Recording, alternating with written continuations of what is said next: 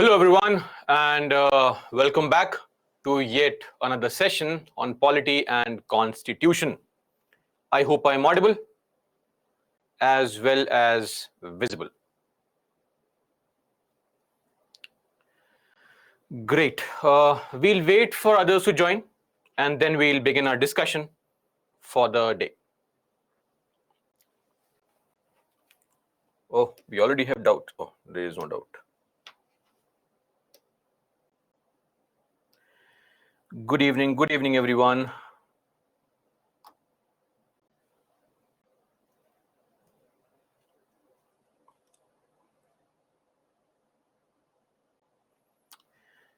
Annotations for previous slides. The SMEs will share the link. Annotations are uploaded on a daily basis, so I'm sure you'll have that annotations. You just have to get the link for the annotation or find out where it is uploaded.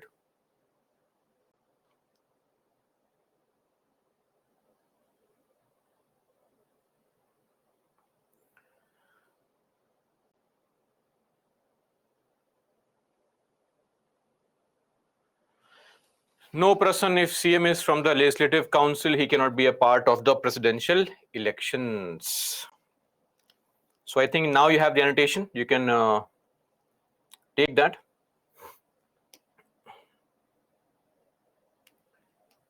Annotations are not opening, Utsav. I think it's a PDF document, I believe, so it should work.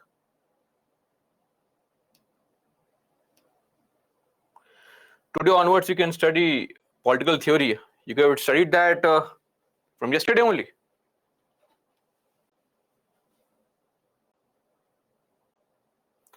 Proportional representation I'll explain today and you'll understand this. That will be sufficient. Article 246 has 4 clauses. Yes, Karthi, the 4th clause is about union territories. So basically the center has the power to make laws on all topics for UTs. Oh, what is annotation? So what I write on this PDF is uploaded on a daily basis. You can download it, and that is what is called the annotated PDFs.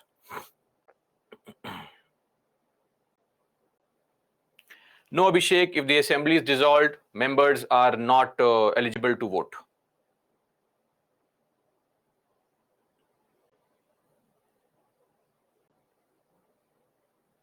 Vidhan Parishad purpose, Risha will discuss later on in detail.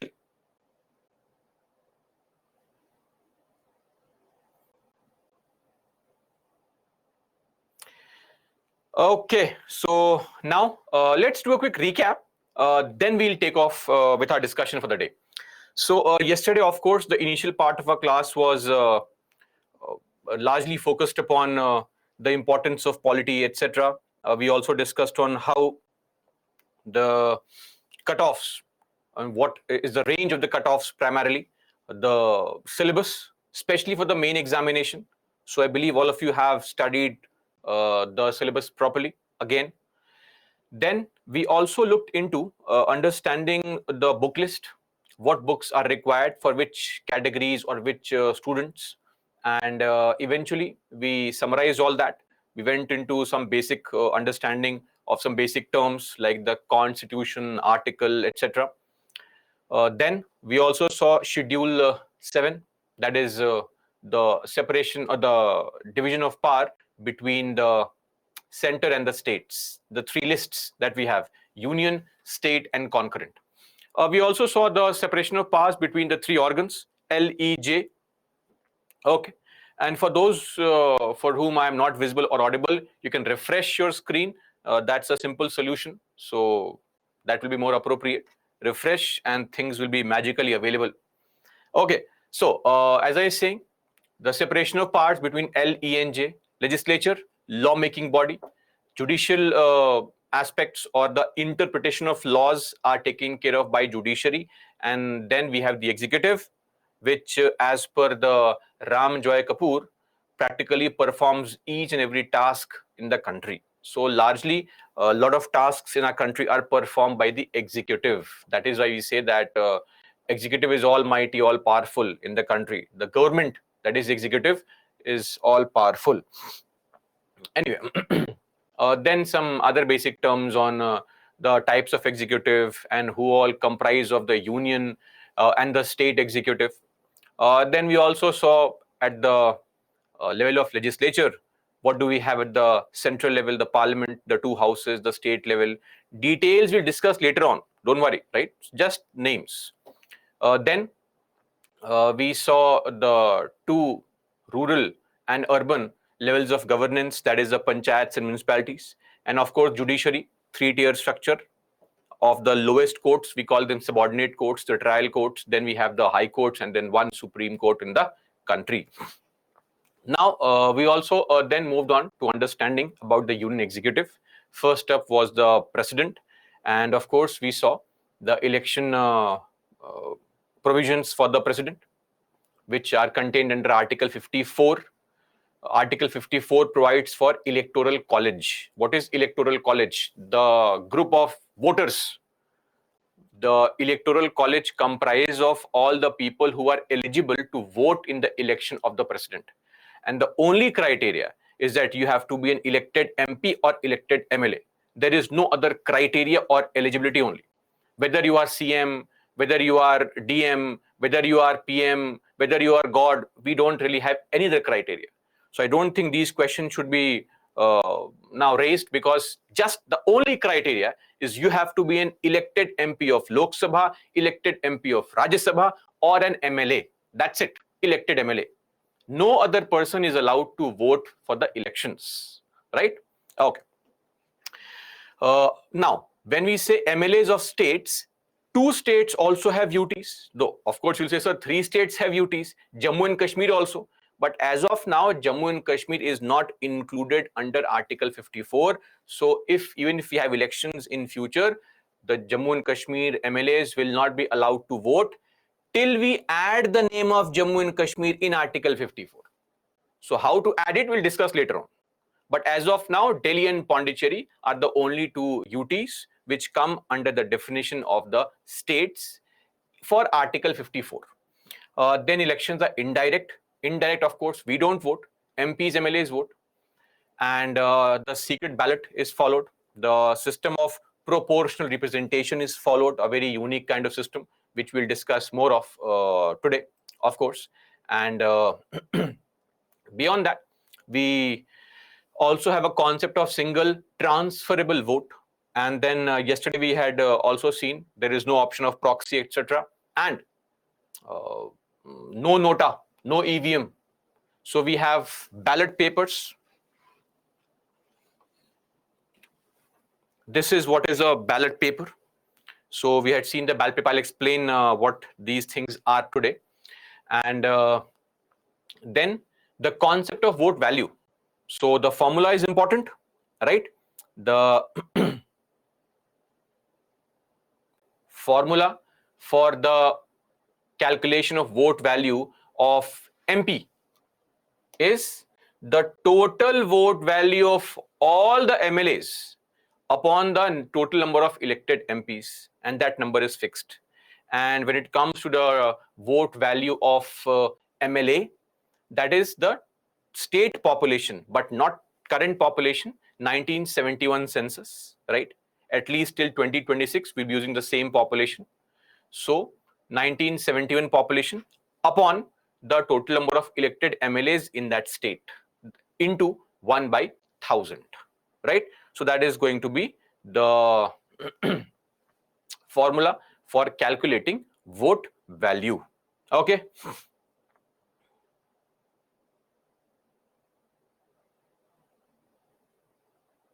Okay.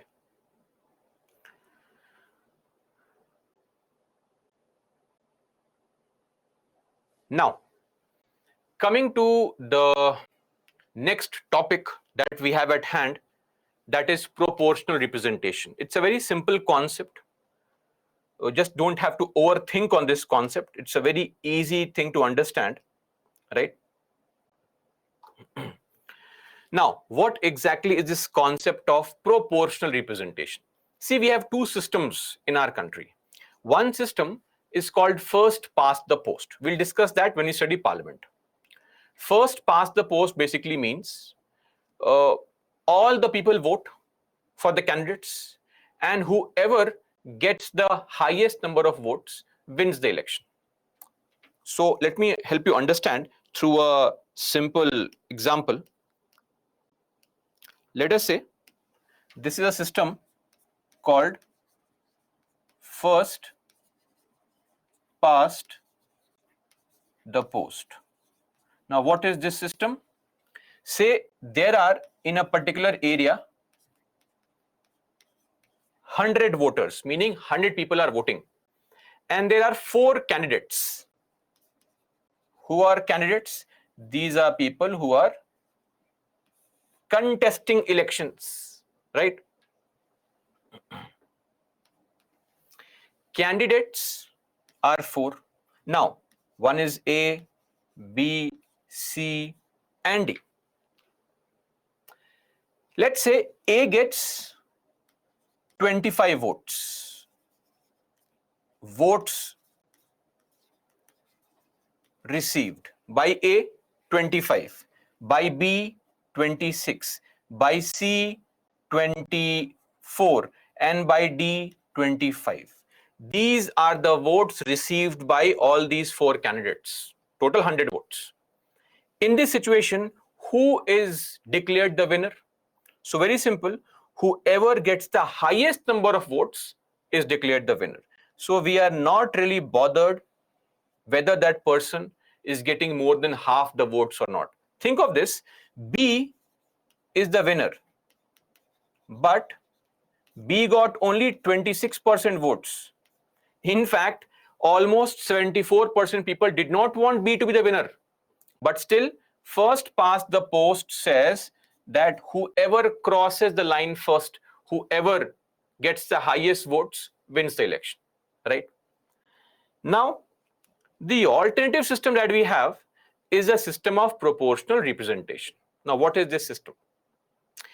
See, it's firstly, in this system, you have to get more than half the votes to win the election, right? That's mandatory. So in the case of our president, whoever wins the election has to get more than half of the votes, meaning more than 50%, 50% plus 1.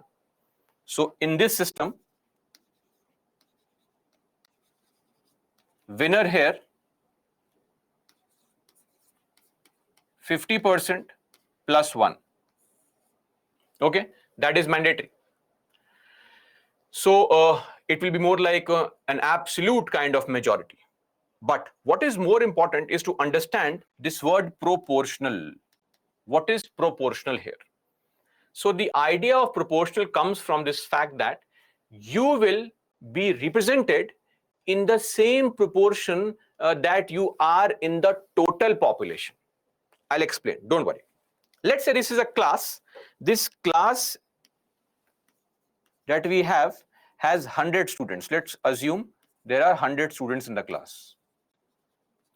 Out of these 100 students, say 60 are engineers,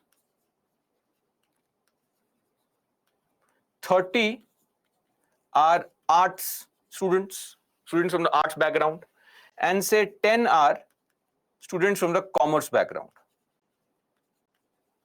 Now, if we have to discuss, or if we have to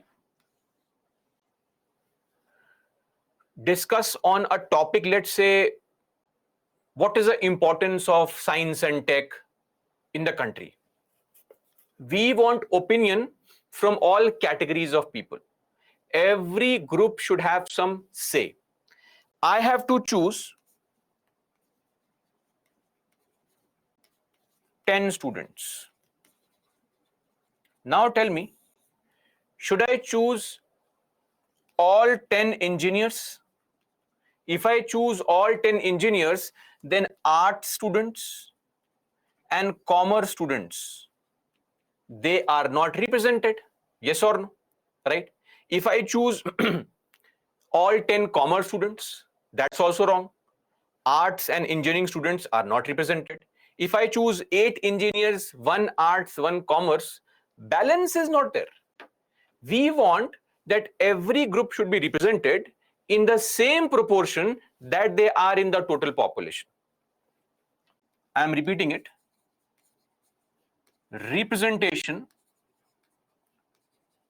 in the same proportion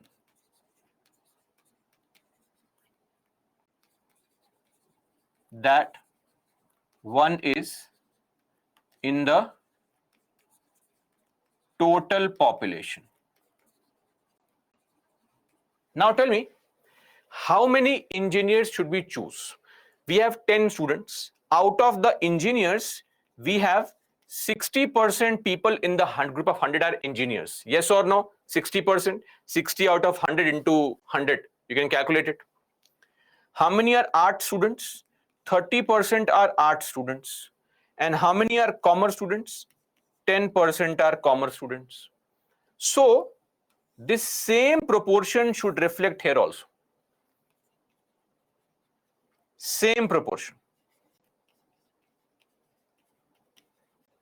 Okay. This means out of 10, 60% should be engineers. 60%, which is equal to 6.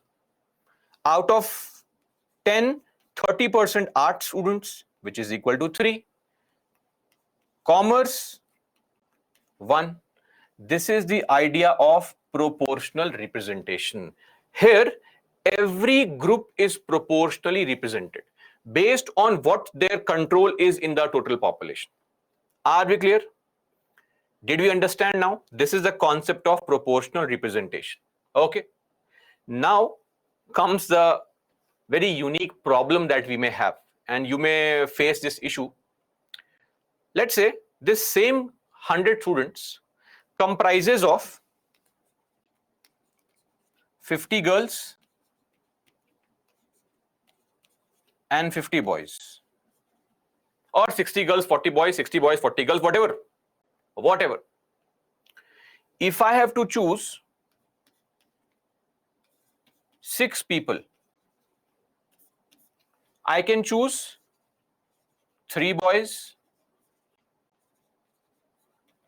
and 3 girls. Are we clear? If I have to choose 6 people out of 100 for some gender studies, I can choose 3 boys and 3 girls. But then the whole point here is, what if I have to choose only one person? If one person has to be chosen, then what do we do? Who do we choose? Boy or girl? Tell me. If you choose a boy, then girls are not represented. If you choose a girl, then boys are not represented. So if we have to choose only one, then of course the problem is going to be that this system will not work. Okay. Here, proportional representation does not work. And this is the exact same situation that we have with respect to the election of the president. Right? Don't worry, this is basic understanding. If you find it to be complicated, in the exam they won't ask you to explain, because it is a very simple concept. This is the concept here only, that's it. Okay, so the point is going to be 50 boys, 50 girls. Even if you conduct any kind of voting, what is going to be the result? The result is going to be eventually what? Let's say a boy wins. But can we say it was proportional representation? It was not, right? Let's imagine if you start voting here, every time for every seat you vote, engineers will win the seat. Why? Because engineers are in majority. So that is why first past the post is not always effective. Sometimes we need to represent every group in the society in a particular area, right? In particular sector. So here also, that is why proportional representation is a system which only works when there is more than one seat.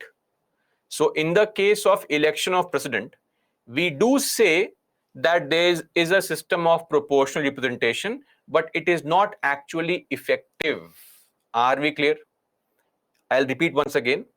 in the case of election of president, we do say that there exists a system of proportional representation, but it does not actually work on the ground because there is only one seat.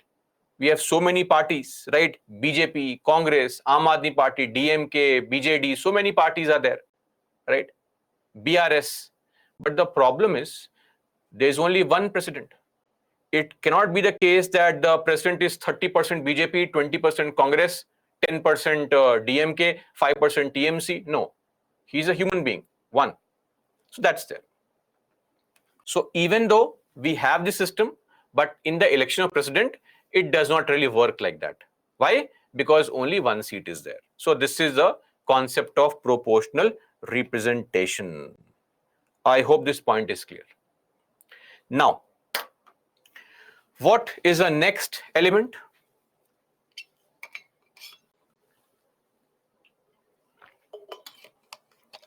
Komal, somebody says, sir, then in the case of 50 boys, 50 girls and one seat, who to choose? Whoever you choose, that person will not come through proportional representation. That's what I'm saying. If you have to choose only one, then the system of proportional representation fails. You can choose anyone. Does not matter. Let's vote only and choose. But the point is that in that case, we cannot really say that that person represents every group, every section. He or she will not represent every section, right? That's the exact same thing that is happening for the president also. Okay. Now, of course, as I said, in the case of proportional representation that we follow for the president, you have to get more than half of the votes. So unlike in the first past the post, whoever wins the election of the president, the winner is always declared on the basis of getting more than 50% seats. So this is there for the winner. In our country, when we follow the election for the president, the winner must get more than half of the votes. Okay. So this is, and now you may say, sir, then why have you mentioned this in the constitution? In every indirect election, this is the same system used in the country, right? So it is just mentioned, but in reality, it will not work. Okay, so don't feel bad about it.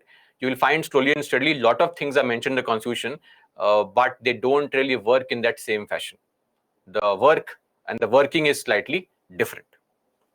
Now, coming to, once again, I mean, this is a very simple, just look at this particular example and you will understand this on your own. Proportional representation, let's say there are 100 people, right, out of which 60 are engineers, 30 are art students, and 10 are commerce students. Just hold on, guys.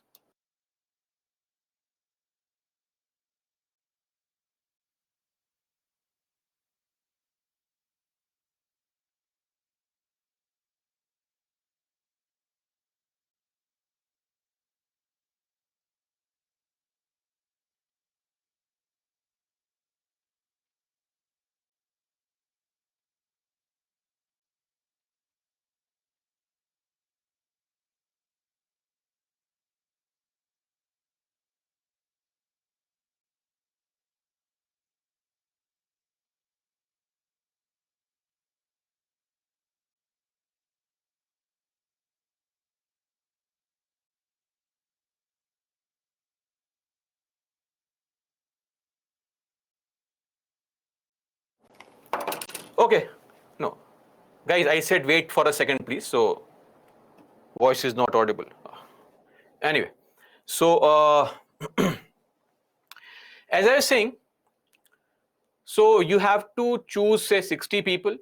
You have 60 engineers. There are 30 arts and 10 commerce students out of 100.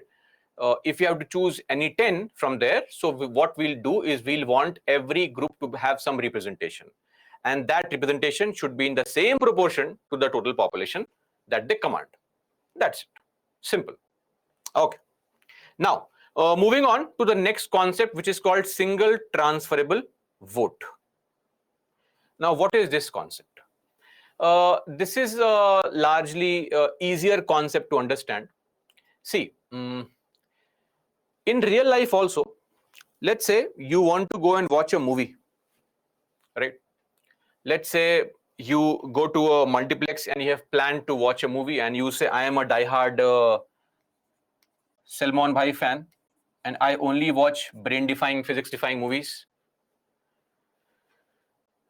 In the same theater, you may also have one more movie playing. Let's say Pushpa 2 is also playing. And we also have some Ananya Pandey movie playing.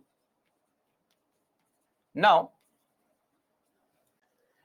when you say that I am a diehard Salman Bhai fan and I will watch his movie, that's my first choice. You go to the theater and you want to buy the ticket, but sorry, the ticket is sold out because there are similar people like you who are crazy for Salman Bhai, and that is why you cannot get his tickets. Now you say, okay, next choice, I'll watch the legendary actress Ananya Pandey's movie, and then maybe you purchase that ticket. That becomes your second choice, right? Or you say, no, okay, then if her movie is also sold out, then I'll watch Pushpa. Somebody else can say, no, I'll watch Pushpa 2 as my first choice. Allu Arjun is my favorite actor. And you go there and say, Allu Arjun movie. If it is sold out, second choice, Ananya Pandey. Third choice, Salman Khan. Somebody can go and say, Ananya Pandey is my favorite actress. I'll watch her movie only and nothing else. That's it, I'm a diehard fan. And my only choice, my only preference is Ananya Pandey. Ticket is sold out, sorry, I'll go home. So basically, life also, we always have preferences, right? I don't think I need to tell you how preferences work in real life. We always have preferences. First choice, second choice, third choice. That's the reality of life, right? Nobody usually gets their first choice. Anyway, coming to the single transferable vote. Now, let us assume that now this is a system which works in the election of the president. That is why you will see this ballot paper is slightly different. So now let's understand what this ballot paper is. So this ballot paper is separate for our MPs and MLAs. Okay. So if there is a ballot paper for the MLA, the name of state is mentioned, and now tell me what is this. Let's see how many of you remember. And this. What are these things? Very good. This is not some code, ward number. No. What is ward number and all? This is the vote value of MLA. Okay. So for MLA of Bihar, vote value is 173. This is the vote value of MP, which is 700. Are we clear now? So now, yesterday somebody had asked, what is mentioned here? What is this number? Now I hope you know. This number is actually the vote value of the MLA and the MP. Now, there are 4 candidates. This is just a rough example. Jaybir, Rajesh Kumar Singh, Ravi Yadav, Rohit Kumar. I am an MLA from Bihar. I go here, I take out the ballot paper. I am given a pen. Okay. I can't carry my own pen. You have to mark the preference or fill the ballot paper with the pen given by the Election Commission. You cannot use your own pen. Otherwise, the vote is not counted. Your ballot paper is declared invalid. Okay. Let's say I say Jaybir. My first choice is Jaybir. Who is Jaybir? We don't know. Just an example. But if Jaybir does not win, my second choice is Ravi Yadav. My third choice is Rohit Kumar. Fourth choice, Rajesh Kumar Singh. Just like first choice is Ananya Pandey, second, not mine, sorry. Anyone's choice can be. So first choice is Ananya Pandey, second choice can be Salman Khan, third choice can be Allu Arjun. Same way. If I am an MP in the Lok Sabha or Rajya Sabha, I get this ballot paper. Now I can say, while voting, Rohit Kumar is my first choice. Okay. If Rohit Kumar does not win, maybe I'd want Rajesh Kumar Singh to win. What about Ravi Yadav and Jaybir? In that case, I think no. I don't want Ravi Yadav or Jaybir. My only 2 choices are these, first and second. That's also okay. It is not mandatory to give all preferences. You can give one preference is mandatory. but it is not mandatory to give all the preferences. As I said earlier, maybe you are a die-hard Salman Khan fan and you said, I'll watch only Bhaijaan's movie, however pathetic that may be, right? But I'll watch his movie only. Does not matter. I'll go back home otherwise. Possible. So marking one preference is mandatory. Okay. Now let's see how this system works. Transferable vote. So every person, every MLA and MP, elected MLA, MP, they will be given this opportunity to do what? Mark your preference. You have to mark one preference. If let's say somebody says, sir, is voting compulsory? It is not compulsory. You don't want to vote, don't vote. Right? Voting is not compulsory in our country. If you want to vote, go and vote. But if you want your vote to have any effect, you have to choose at least one. Right? Now let's consider this example. Let us say there are three candidates. Candidate A, candidate B, and candidate C who are contesting elections. And we have so many voters. You know, every voter gets a ballot paper, yes or no? Voter gets a ballot paper. So ballot papers for all these voters, ballot papers for voters.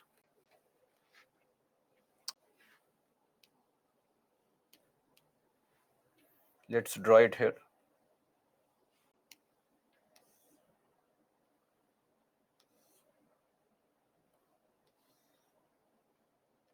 Okay, all these voters are there who have their ballot papers. And now you have seen the ballot paper, how it looks like. One voter, his name is P, and there are three choices in front of him. The three choices are what?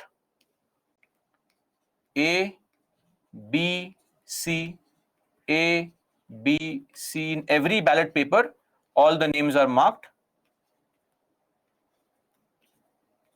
So we have voter number P, voter Q, voter R, voter S. Okay. Now, P says, my first choice is C. I am the fan of this person C. My vote goes to C. My second choice is B. My third choice is A. That is my preference. Q says, no, my first choice is B. And my only choice is B. I don't want anybody else to be the president, only B. R says, my first choice is A. My second choice is B. My third choice is C. Okay.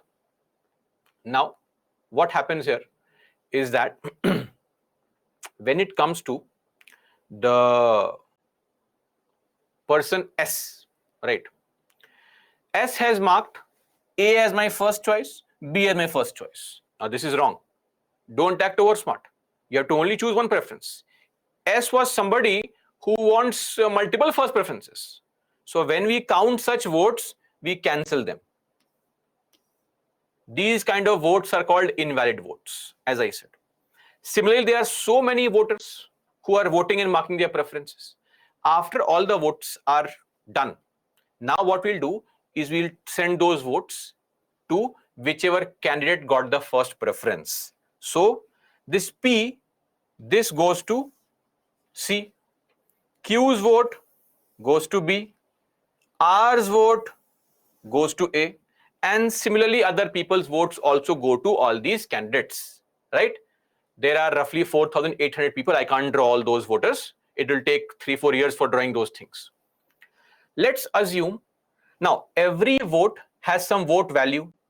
If this voter C is from, let's say, some state like Bihar, or he's an MP, then one vote means how much? 1 into 700. Let's assume the candidate C in total is getting 700 votes. The total votes candidate is getting is 700. Okay. That is a total 700. Yes, Preetam. Guys, this is a live class. So anyway, candidate B. Candidate B, let's say 2 MPs are voting for him.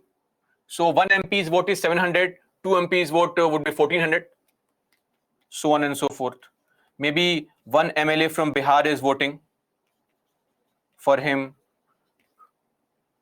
into 173, and so on and so forth. We'll calculate, add all the vote value, add all, and we find that this person's total vote value is 4500. That's the total points he's getting after adding all the votes. Let's assume. Okay. Similarly, C also, say 3 MPs have voted for him into 700, right? 2 MLAs from Andhra Pradesh are voting for him, so on and so forth. Let's assume that if you add all the votes for A is getting 4800 votes in total. Now, the total number of votes is 10,000. Let's say this is the figure. This is the total vote, number of votes for all the people. Okay? To win the election, how many votes should the winner get? If the total number of votes are 10,000, please tell me how many votes should the winner get? 5,000 plus 1 plus 1. Which candidate has won the election? A, B, or C? Which candidate has won now? No one. Nobody got 5,001. Now, how are you writing A? A is not the winner. You have to get these many votes, right? You have to get these many votes. Nobody is a winner. Now what we'll do, if nobody is a winner, we will start removing people who are worst performers. All those people who have, this is a single person, it's not a party, no coalition will happen. 2 people cannot join hands and become president commonly. It's a single person. So now what we'll do, we'll find who is the worst performer, remove him. Tell me who is the worst performer. You will say, sir, of course, C is the worst performer. C is eliminated. Are you clear? Remove C. But then when C is removed, all the votes of C have to be transferred. To whom? Let's look at who voted for C. R, Q, P. P voted for C. But the point is, now C is no longer in the race. C is out of the race. So P had said that if C does not become the winner, then my next choice is B. So don't you think now we'll have to transfer these votes, transfer to B, because B has become the first preference now for P, right? 4,500 plus 700, which is equal to 5,200. Now tell me, is there anybody who is a winner? Of course, B has now obtained the required number of votes to be declared as a winner. Right? This is what is called single transferable vote. Don't worry, this also will not be asked to explain the examination, but you should know this is how it works. If after first round of counting, nobody is declared the winner, then we eliminate the worst performer and transfer all his votes to the second or third preference. This is the preferential system, right? I hope this point is clear. Great. So, any issues with single transferable vote? No problem? Okay. So, this is the single transferable vote. I'll repeat this sentence once again.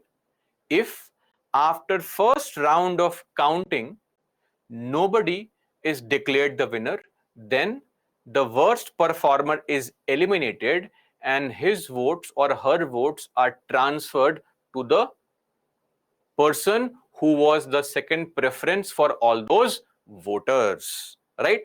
Okay.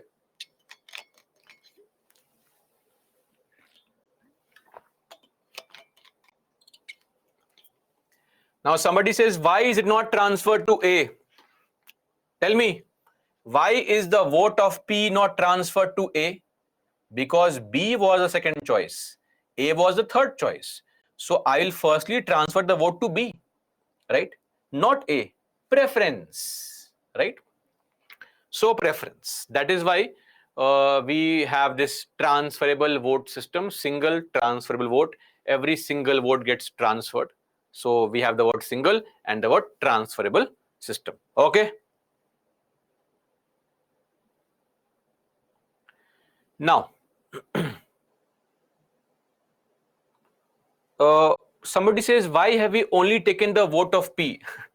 We have taken the vote of P because that is the only thing we have drawn. There would be many voters, 4,800 voters. I cannot draw all the diagrams. It is a simplistic representation of what in reality happens. So maybe there are other voters also. Some voters had a second preference of A, some had for B. So we have accordingly sent those votes. So assumption in maths is important, right? Okay. So this is how it is going to be.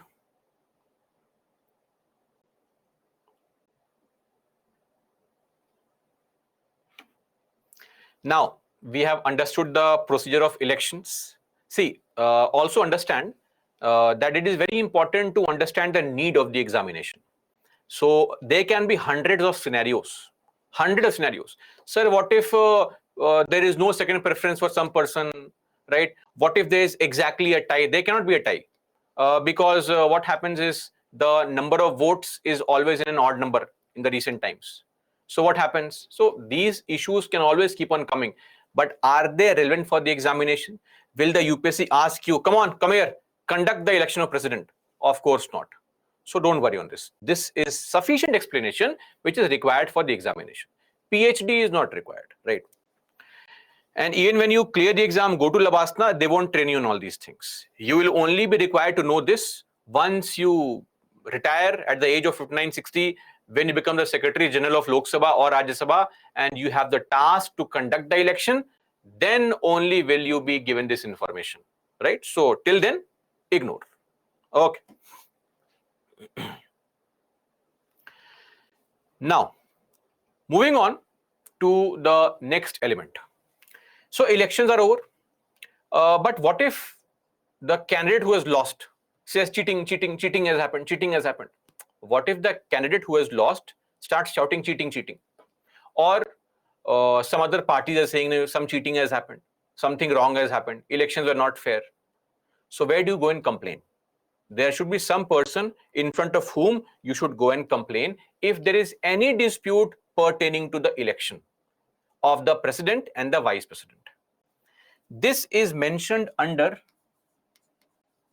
Article 71. This article is important. Are we clear? So, if there is any dispute related to the election of the president or the vice president, for president and vice president, we can go to only the Supreme Court. So, the authority having jurisdiction to try an election petition is the Supreme Court only. Authority with power to look into the disputes is Supreme Court. Only the Supreme Court. Okay. Only the Supreme Court.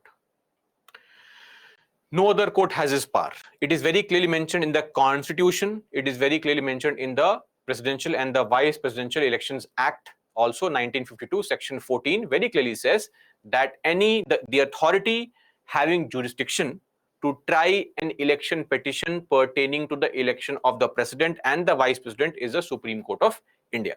Now, when can you complain?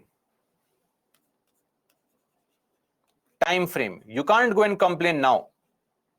Even if you feel that there is something wrong which has happened in the previous, say, this election, let us say you feel that Yashwant Sinha should have won and Draupadi Murmu has won by mistake. Some cheating has happened. That is what is the dispute, right? You can't go and complain now because the window is only 30 days. 30 days of the date of publication of result. So, approach Supreme Court within 30 days of declaration of result, or rather use a better word here, publication of result.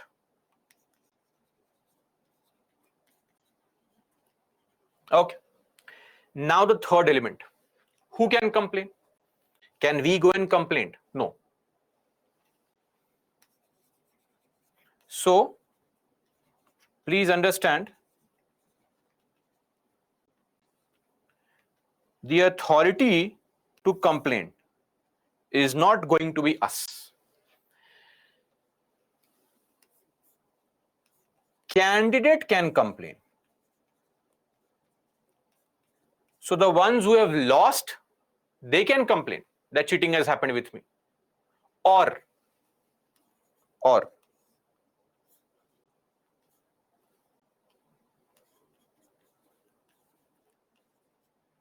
electors can complain. Who are electors?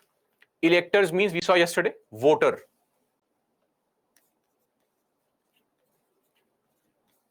Who are the electors in the election of the president? MP, MLA? MPs, MLAs. They can complain, but minimum 20 electors have to go and complain. 20. So at least 20 MPs or 20 MLAs or 10 MPs, 10 MLAs or 18 MPs, 2 MLAs or 14 MLAs, 6 MPs, whatever combination. But 20 voters have to go and file a complaint. A single voter cannot complain.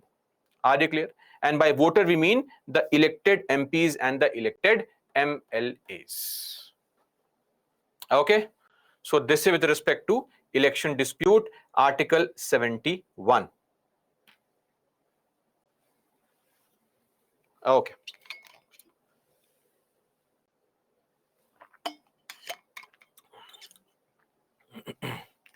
This is sufficient information with respect to our election. Okay. So that is all. Now, one question that can also come in your mind is, why don't we get the chance to vote? Why is this nonsensical system happening? So we don't get a chance to vote because of certain reasons. The election for the president is indirect. Why? See, today only you'll come to know that the president in our country has no real powers. Maybe in 1 hour you'll come to know this information, that the president of India has no real powers. No real power at all. I mean, there are very few real powers. So since this person is a nominal head meaning no real power, why should we waste so much of time and money? It will be unnecessary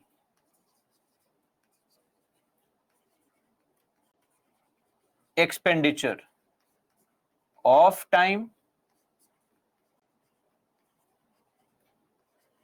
as well as money. Okay. In fact, this is Nehru's argument. Nehru had said that, why are we even thinking about it? When this rule book was being framed in 1946, 47, 40, or rather 47, 48, 49, when discussions were being done, so Nehru suggested that we should not have direct elections because this person has no real powers. So why should we go for so much of money being spent? All the people have to vote, right? Now, one more reason can be, let's see, in a democracy, you'll also appreciate this point, that the person who people choose has lot of value, right? He has the backing of people. So already in our country, the real head is the Prime Minister, who is largely chosen by people in most cases. Sometimes it may not be the case, but yes. And we already have the PM with all the real powers, right? Suddenly, you start electing the president directly when all the people go to vote. Now the president will start claiming that, wait, who are you, PM? People are voting for me directly. The entire country has voted for me. I am the real boss. So there could be a useless conflict between the Prime Minister and the president. So to avoid this confusion, we say, President, you are indirectly elected, just relax. And apart from this, if you have seen that in our elections, what happens is all these politicians go to various places before the elections and they make all these false promises. I mean, they make all these promises of what they will achieve in the coming years for the people there, right? So in that situation, why do you think all our leaders can make all these promises? They can make all these promises because if they get elected, they have the power to fulfill those promises. Whether they do it or not is secondary, but they have the power, right? But if the election becomes direct, what can the president promise? Let's say election is direct and the president is going to the people in campaign and asking people to vote. What will he promise? That please vote for me. My smile is very nice. I dress very nicely. Or I will send you good morning memes every day. Or I will open the Rashtrapati Bhavan for you. Come and sit with me, have coffee with me. The vote seeking of the president is only going to be on personal issues, not on real issues, because the president will not be able to fulfill any of the expectations of the people because he has no power only. Okay. Now, apart from this, see, I'm not demeaning this, but elections are a difficult affair. You have to go to people, convince them, cajole them, sometimes, modulate your voice, a bit of some remarks on the opposition, personal attacks also. So it's more of tact, diplomacy, strategy, etc. Right? But we want that the country's head should be above all these things. He should be above petty party politics, right? And he should be a true statesman, somebody who represents the entire nation in the true form, should not be biased in favor of any party, right? So for that also we feel, see, if you have elections direct, then again the campaigning and this and that, this party, that party. So that is why we say, President, you just relax, people, MPs, MLAs will vote largely and you will remain independent and perform the tasks independently. So these are reasons why the election of the president is indirect and not direct. Okay, so that is why the election is indirect. Now you may say, sir, but always the ruling party MPs are more, their vote value is more, they'll always choose somebody who is their favorite. That's true, but something is an expectation and what is the reality? They are two different things. Our expectation was that we want a president who is completely neutral, free from petty party politics, a true statesman rising above the politics in the country. These are reasons why we have elections as indirect. As I said, somebody who's a true statesman, a true leader of the entire country, does not belong to some party, is above the party politics. I hope this point is clear. Okay. So, moving on. What are some other conditions? See, in our country, it is very, very, think of this very simple situation. Before you come here, you'll have a better understanding if I explain. To sit for UPSC examination, what is the criteria? Age 21, etc. Graduation degree, whatever. What if UPSC says that if you want to sit for the UPSC examination, you get the signature of 10 IAS officers and only then are you allowed to fill up the form? right? Very difficult criteria. See, there's a very serious problem actually in UPSC. UPSC is country's national pastime. 10-11 lakh people fill up the form every year. Half of them don't even come for the prelim examination. Everybody fills up the form, right? Form is free for some, 100 rupees for others. Don't smoke for 5 days, fill up the form, money is saved. A policeman caught you on the road with some challan, you're very angry, fill up the form. You watch Gangajal, Simba, whatever, fill up the form. So the point is, then once you have filled up the form, then you go and see the syllabus. Oh, this is too much, so I can't study so much. And then you drop the idea to take the examination. Similarly, for the election of president, originally what used to happen was, lot of people would forward their name. I also want to contest. I also want to contest, right? Nobody knows them. Not even their spouse knows them properly, but they say, I will want to contest elections, as if you can win only, right? So of course, this had to stop, because just like UPSC, because 11 lakh people are filling up the form, UPSC has to print 11 lakh question papers for prelims. And imagine only 50-55% people come for prelims. The remaining question papers are wasted only, right? So the same thing, Election Commission said, if 30 people are contesting, I have to make a long ballot paper of 30 people. And most of them will not get a single vote. Nobody knows them. What's the point? There should be some conditions. What kind of condition? So one condition they have set as per the law is that if you want to contest for the election of the president, it is mandatory that you have to get signature of 50 voters, that is MP and MLA, 50 people on your nomination paper that please sign. Nomination paper is the form that they fill, like in your UPSC or in your college or school days, when you fill a form, when the president fills a form, that is called nomination paper.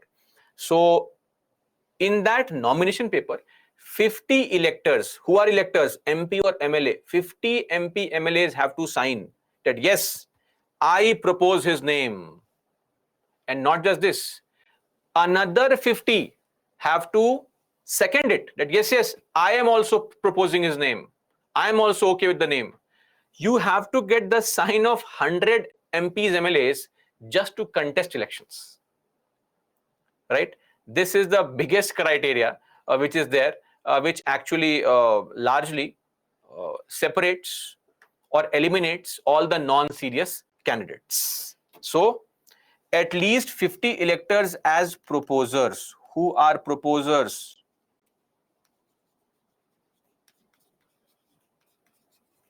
Who propose the name. And 50 more are seconders. Who are seconders?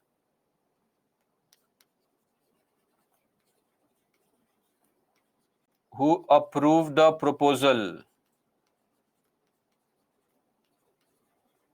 In short, 50 plus 50, 100 MPs, MLAs have to sign. Now I hope you understand that it is very difficult. A common person cannot get a sign of a single MP, forget 100.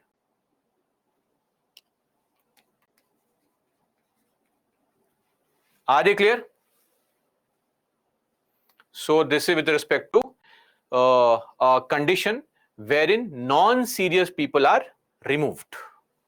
Okay. Apart from this, if you have to contest elections, remember your school days and college days, that when you went to the school,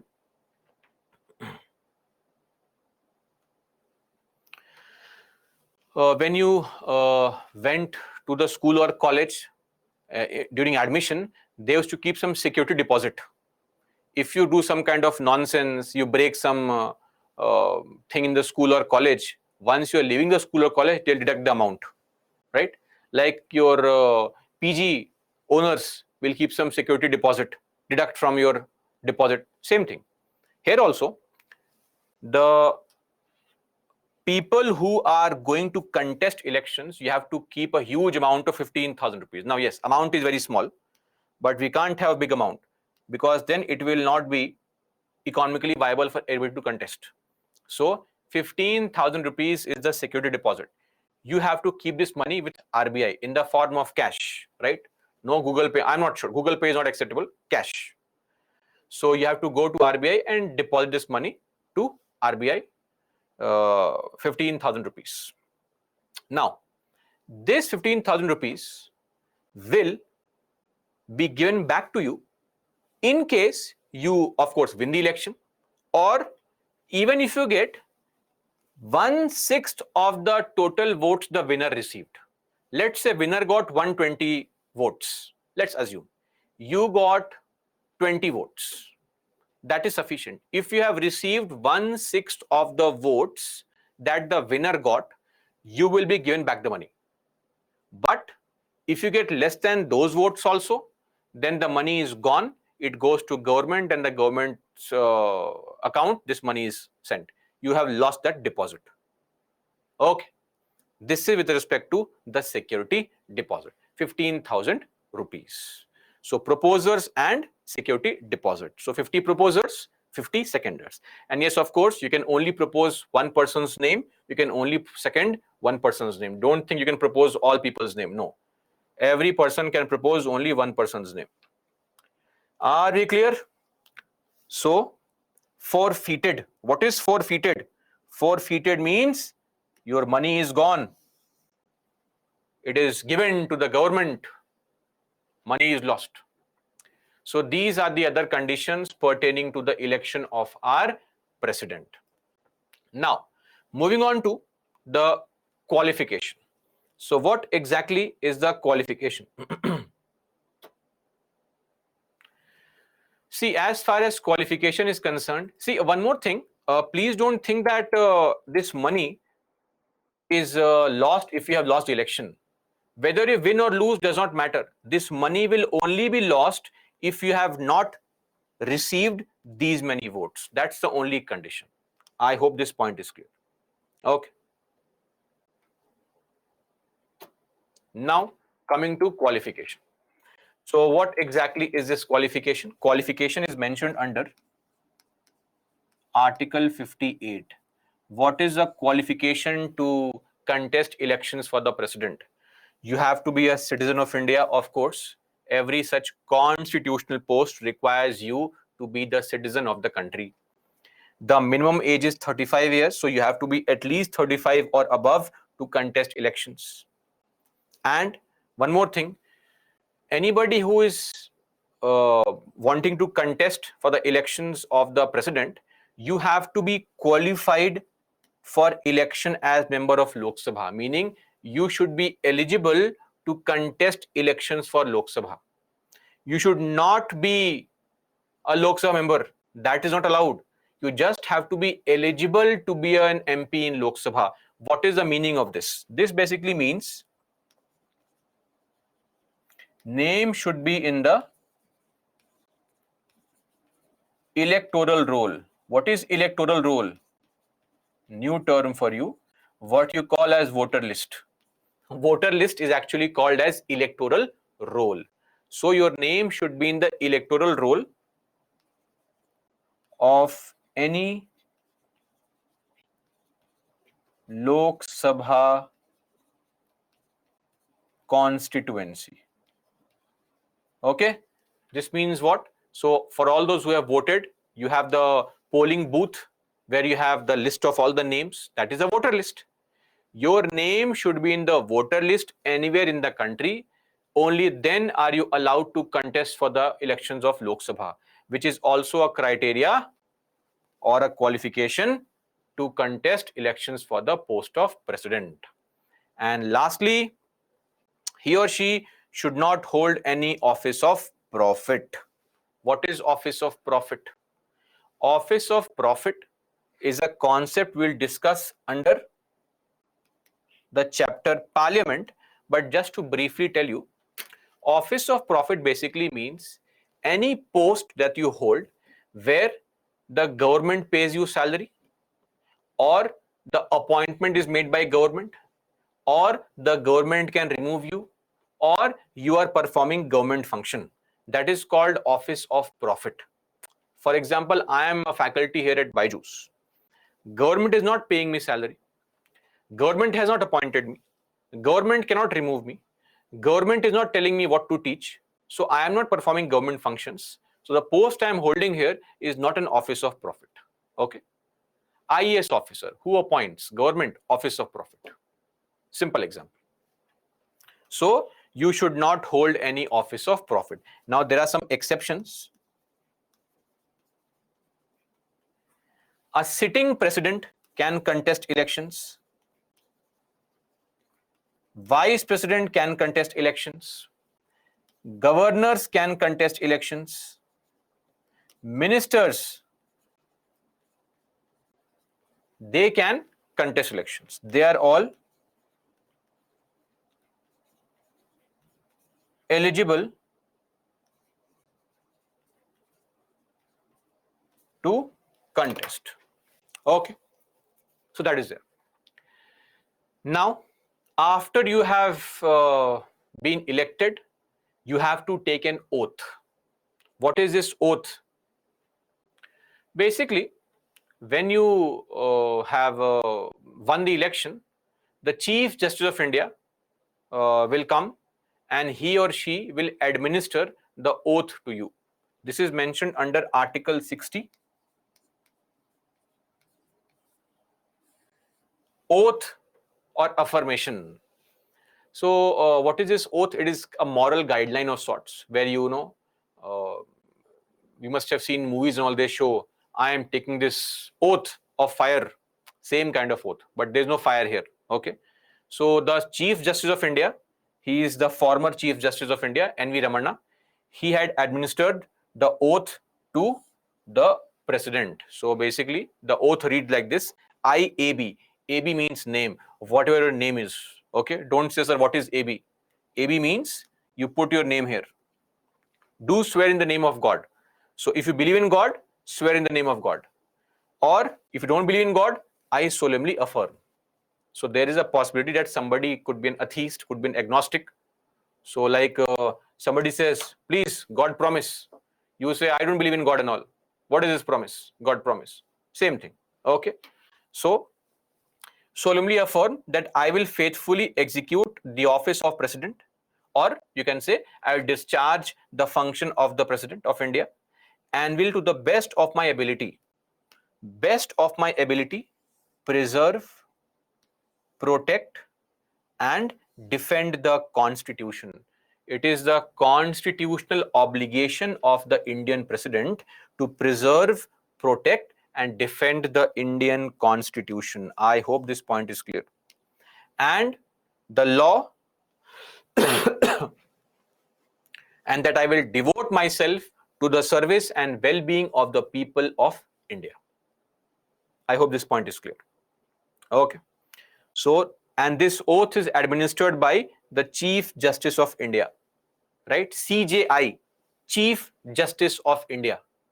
And if CJI is not there, so let's say CJI is ill, sick, traveling out of the country, on holiday, leave, whatever, then next senior most judge will come and administer the oath.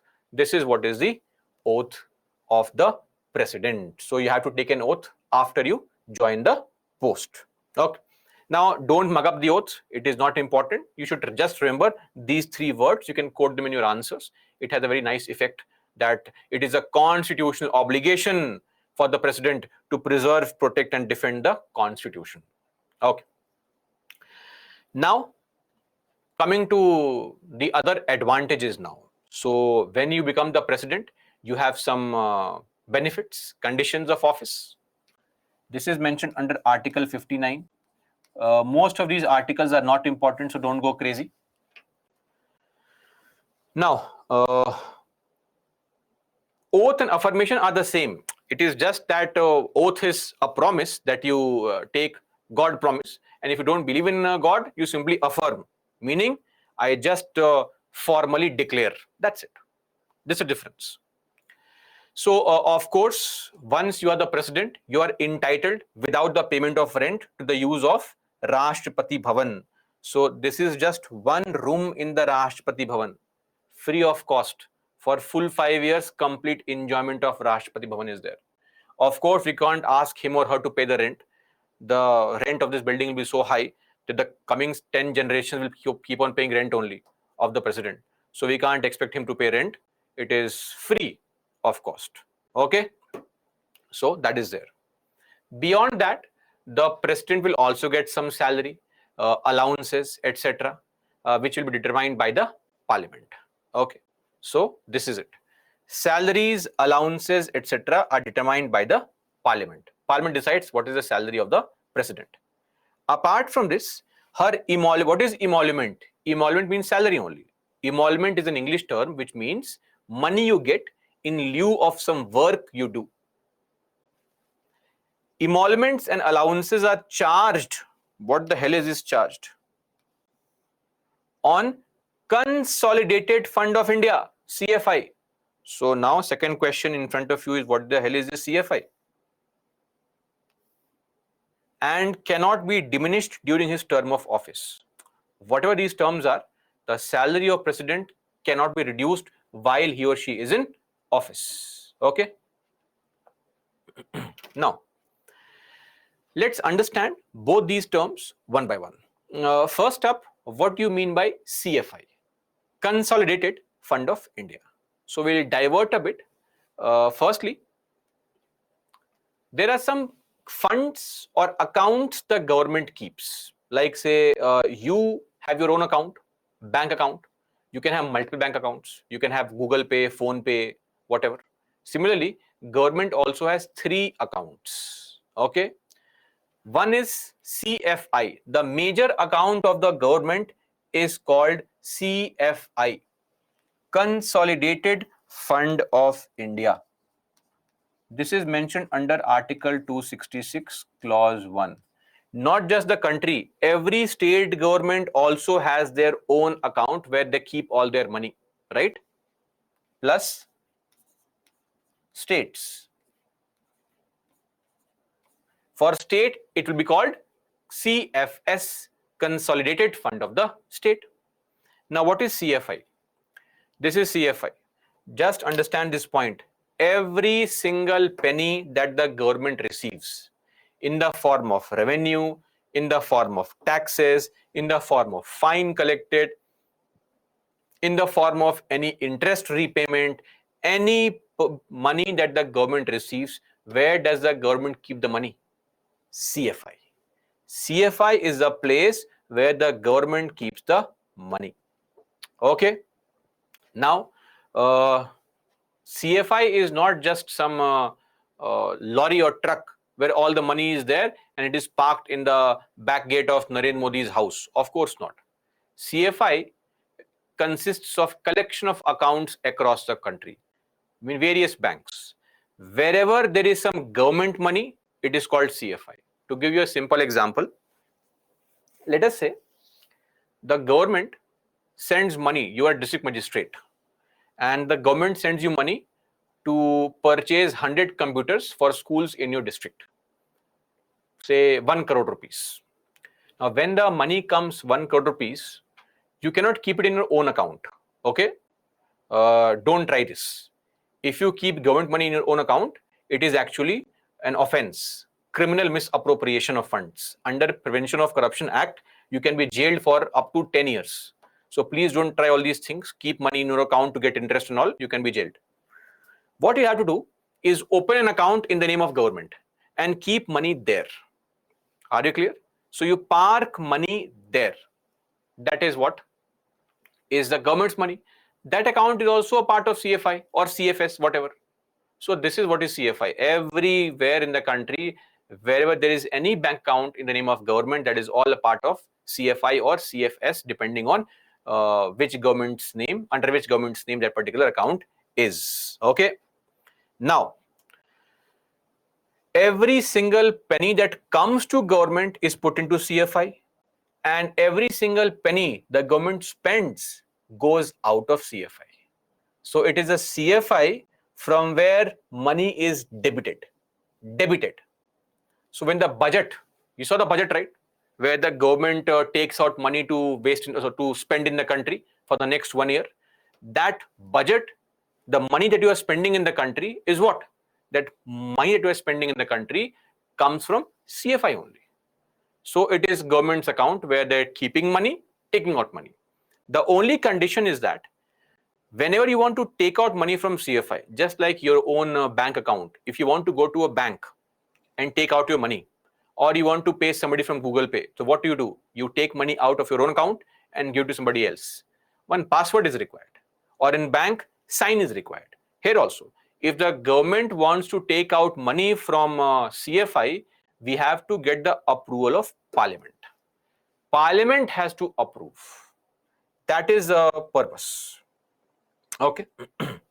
So this third point, Article 266, Clause 3, very important. No money out of this fund can be appropriated. What is appropriate? Appropriate means to withdraw.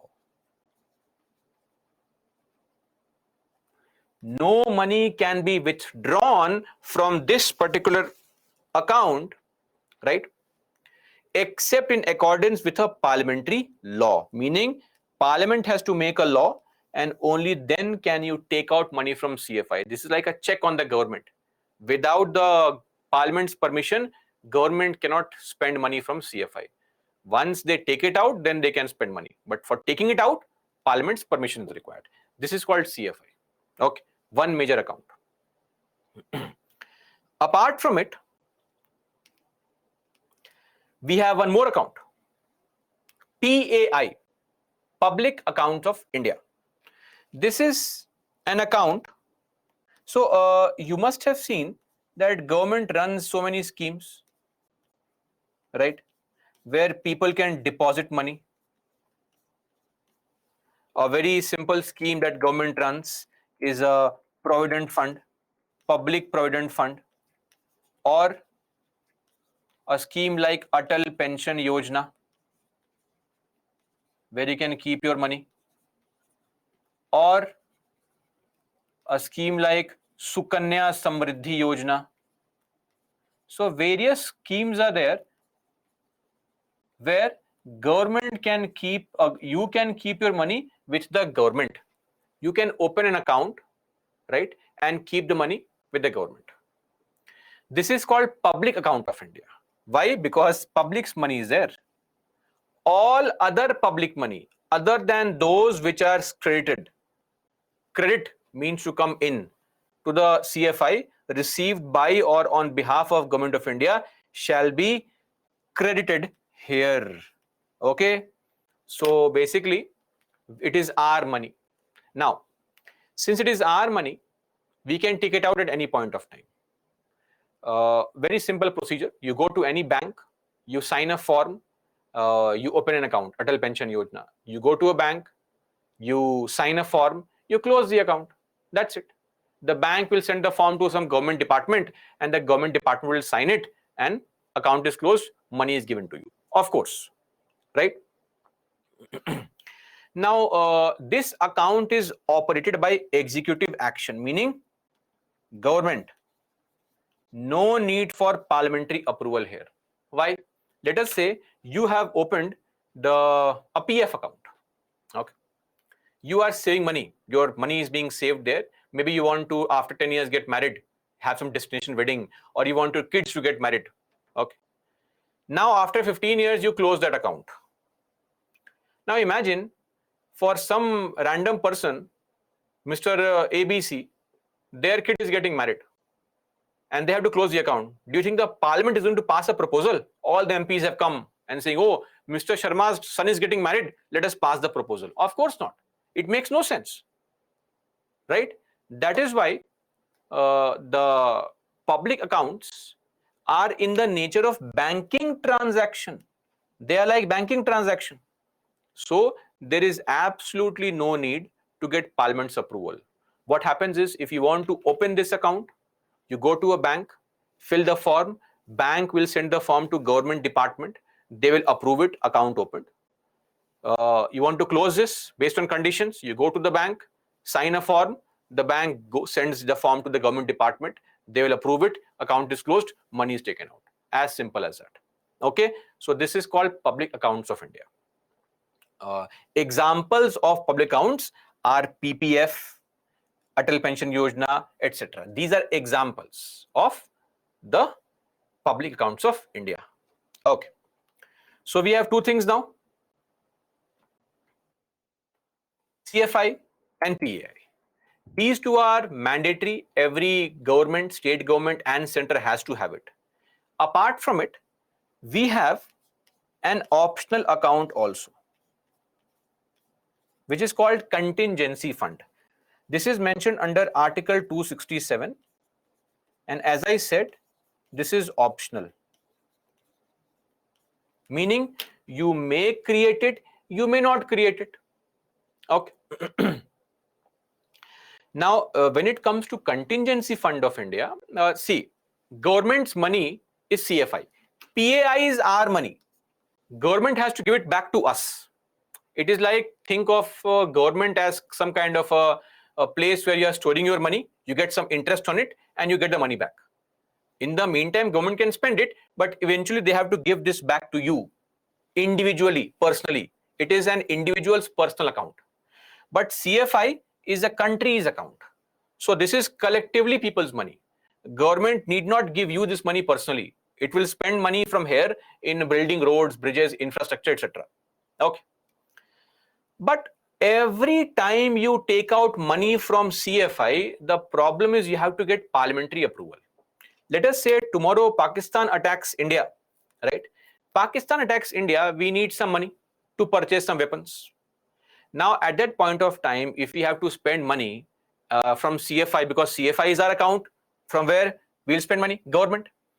And do you think that at that point of time, it is possible for the government to say, MPs, please come to Delhi, please pass this proposal, and MPs come from Guwahati and Tamil Nadu and Kerala and all these far off places, slowly and steadily leaving their work? It may not be possible, right? So for emergency times, government has this authority to set up an own account. That account is called contingency fund. It is established under this law. So Government of India has passed a law. They call it Contingency Fund of India Act 1950. And this is an account opened by the government from where they spend money for all contingencies. What is the meaning of contingency? Contingency is an English word, not some political science word. It basically refers to any kind of emergent or urgent unforeseen expenditure, right? Any urgency. So if you have some urgency, you cannot wait for the approval of parliament, then we have contingency fund. So what you can do is, this fund has around 30,000 crore rupees at any point of time. Total amount here is rupees 30,000 crores. Are you clear? This was increased last year only, since 2022. So 30,000 crore rupees are there with the government to spend on small things. Now, this money is kept with the president. Okay. So the president can use this money to spend or to meet what we will know as unforeseen expenditure. See, CFI, there the money is planned, right?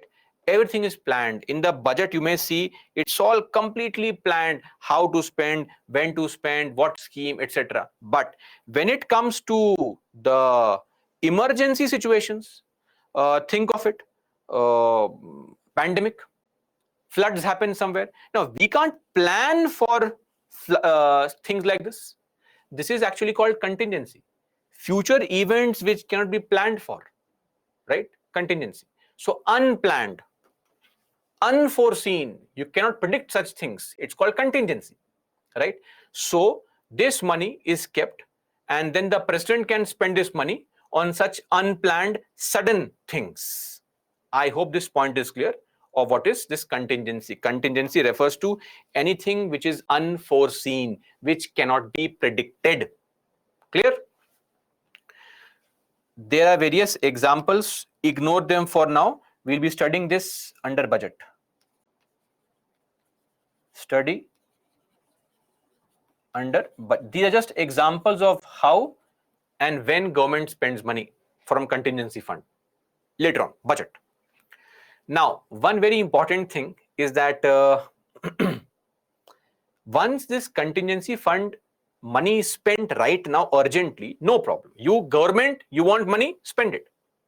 But after you have spent it, you have to get Parliament's approval. So eventually, you have to get the approval of Parliament. That is why we have mentioned this word here. He can make, who? President can make advances out of it to meet unforeseen expenditure pending its authorization by the Parliament. So here, approval after expenditure. Because right now we understand it is urgency. We cannot call all the MPs. We don't have time for all this. You want to spend money immediately? No problem. But eventually you have spent money now. After some time when the MPs come to Delhi, they sit there, then get this approved. Clear?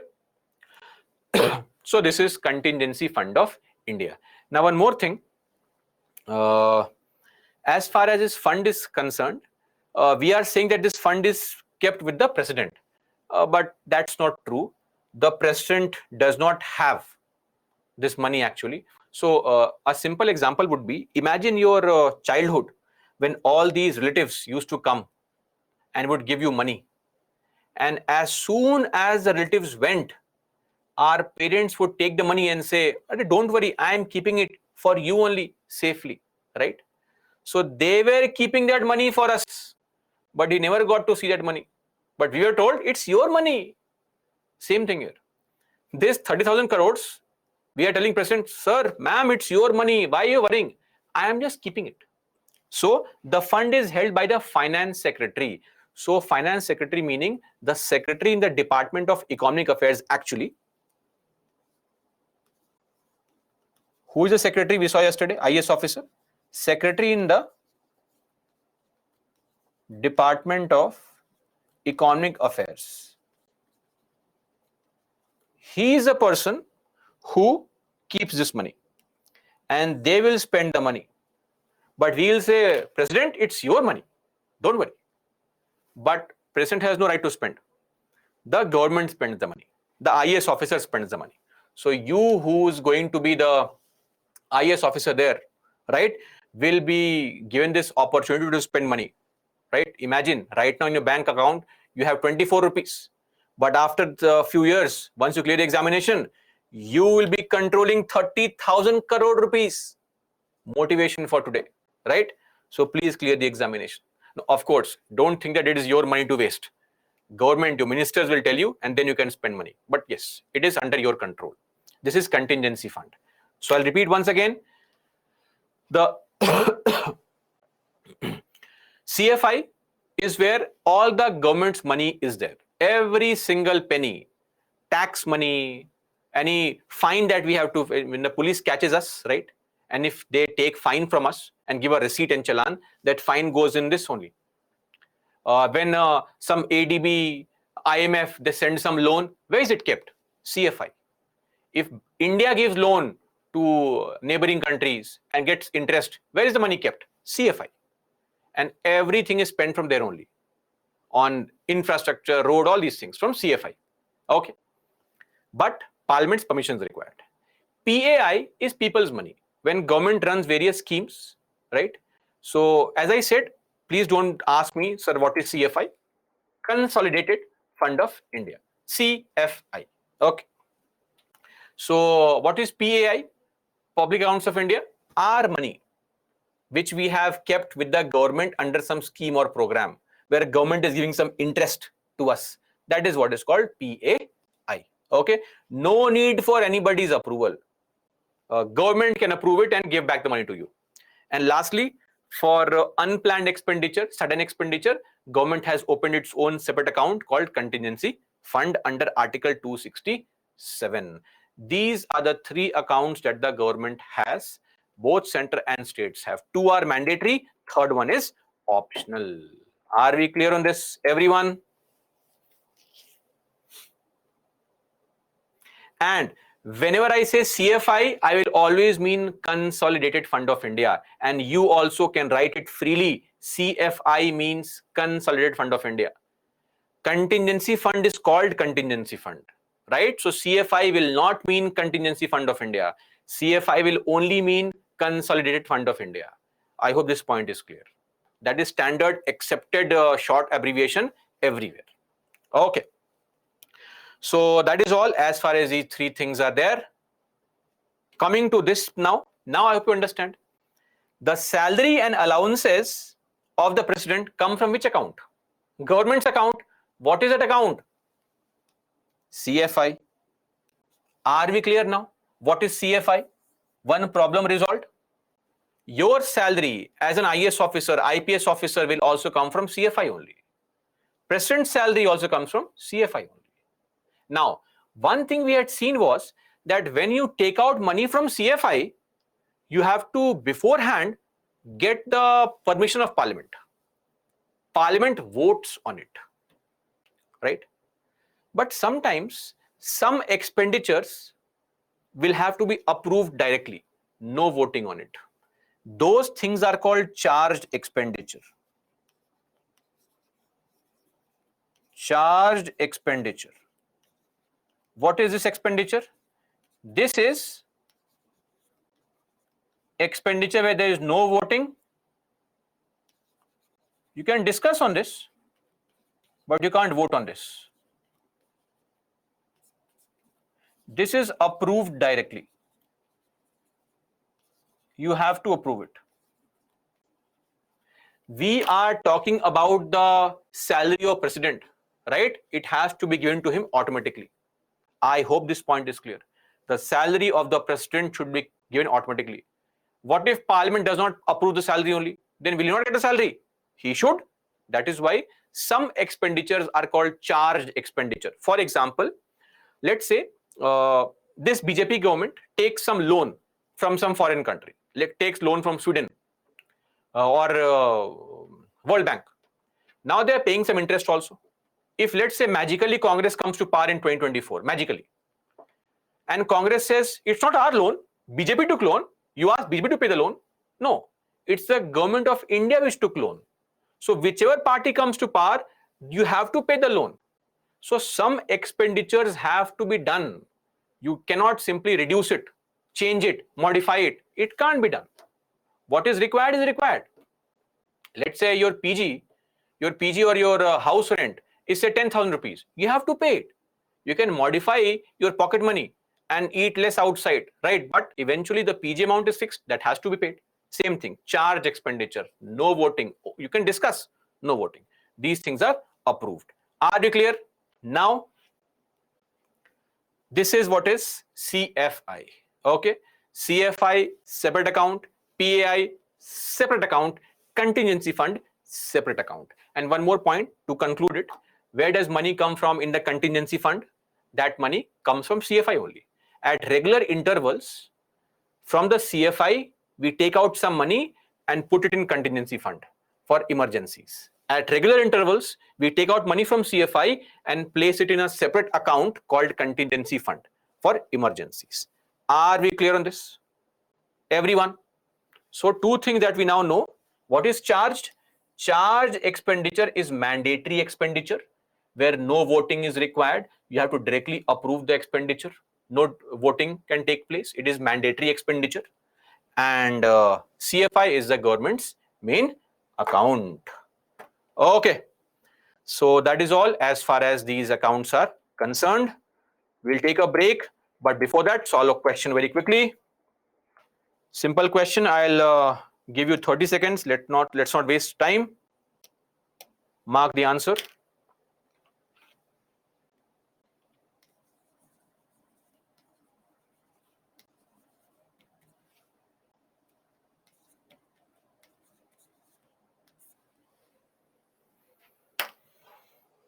Charged expenditure means mandatory expenditure. Whenever Parliament spends or government spends money, you have to get Parliament's permission.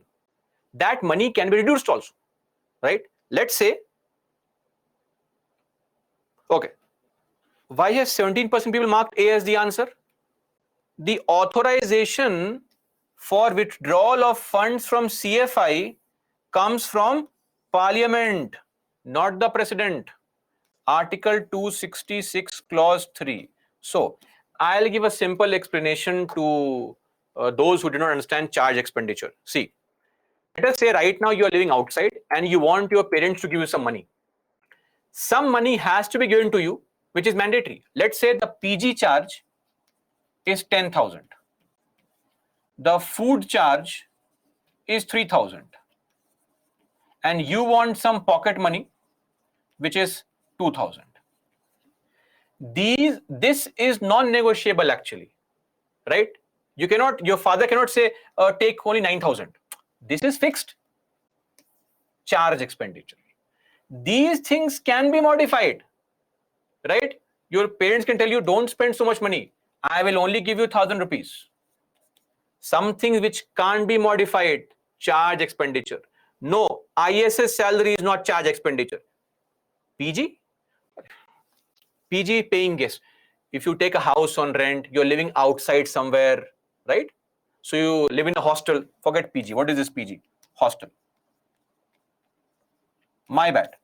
I thought a lot of you are preparing from outside, so I mentioned PG. Hostel. Okay, hostel we know, hostel. Hostel fees is mandatory. Pocket money is not mandatory. Hostel fees is fixed. Pocket money can be modified. That's it. Okay. So that is there with respect to all these three accounts. Let's take a quick break. After the break, we'll come back and we'll discuss the points further. Okay. Break, please. Come back at 6:52. Let's give you full enjoyment of 15 minutes. Break, please, guys.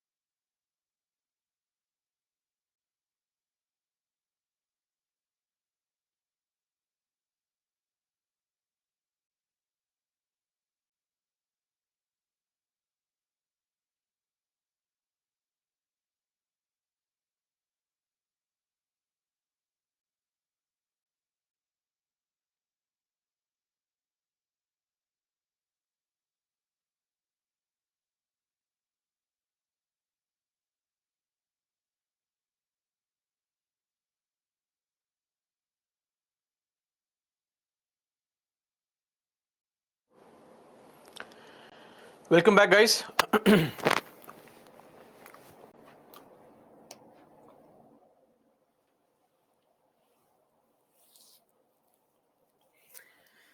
Pintu, sir, in morning batch, polity is completed. I went through. Pintu, that batch was taken by somebody else. So every faculty will have their own teaching style. So, of course.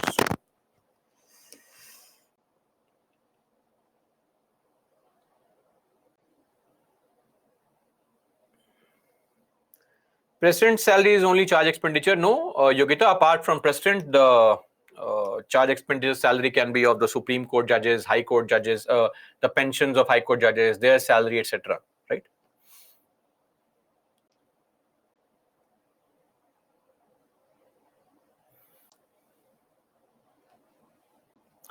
Other types, budget. Budget, Sushmit. What is diminished? Diminished means reduced.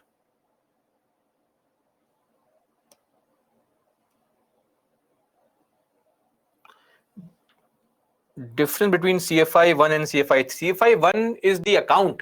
CFI 3 gives us this idea that money from CFI can be taken out only with Parliament's permission. That's it.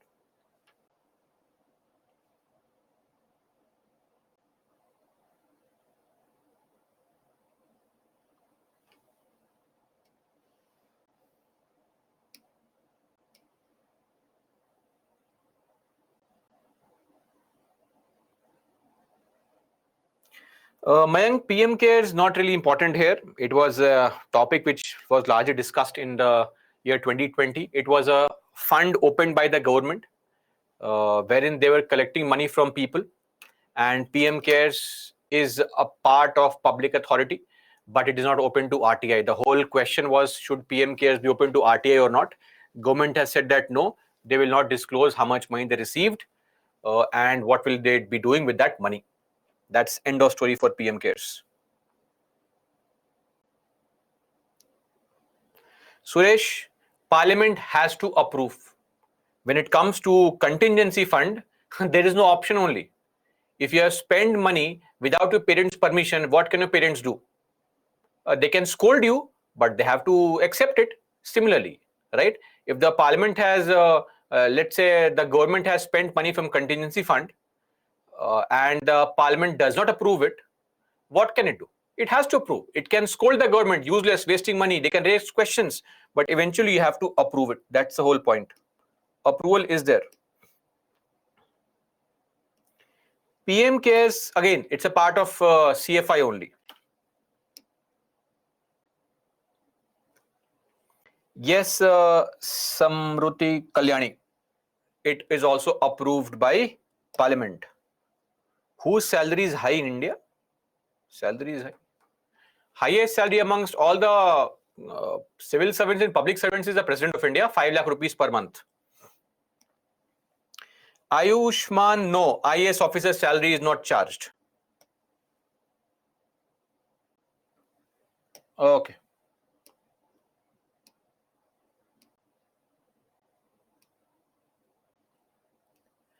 Rahul, sir, vote value of MP change at every election?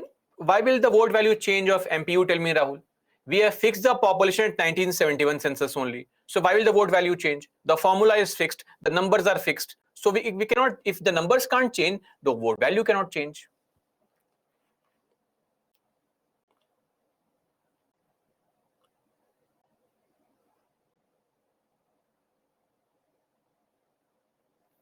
Yes, Shalja, civil servant gets pension. Don't worry. It's NPS. Your own money will be getting as pension. Ajit, there is no educational qualification. Shalu, why are you asking a question on CGI right now? Right? But CGI is administered the oath by the president.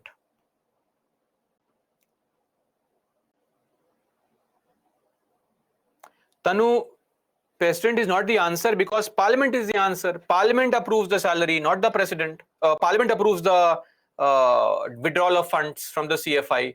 Look at this, Article 266, Clause 3. No money out of the fund can be withdrawn except with the parliamentary approval. Sir, how can CM hold 2 post PM? What is this, Rahul? Please explain this statement. What I can't understand this statement only. Yes, Sakshi, that's correct. Ayushman, any other money is debited from CFI. Debited, not charged. Comes out of CFI. Appropriated from CFI. Withdrawn from CFI. There are hundreds of terms that can be used. Only one term is important. That is charged. Right? Okay.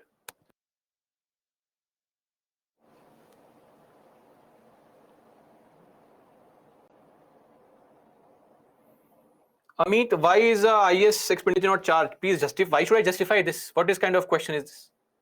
Why should it be charged? President is a senior most person of this country, the topmost constitutional post. So we have, as a mark of respect, are trying to give him a fixed salary, right? Why should an IS officer's salary be charged? IS officer is a government employee.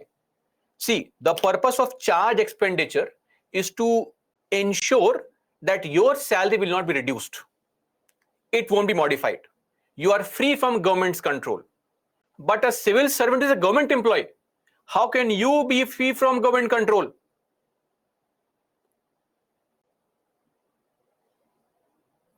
Rahul, CM cannot be MP. That's not possible only. Which CM is MP? Okay.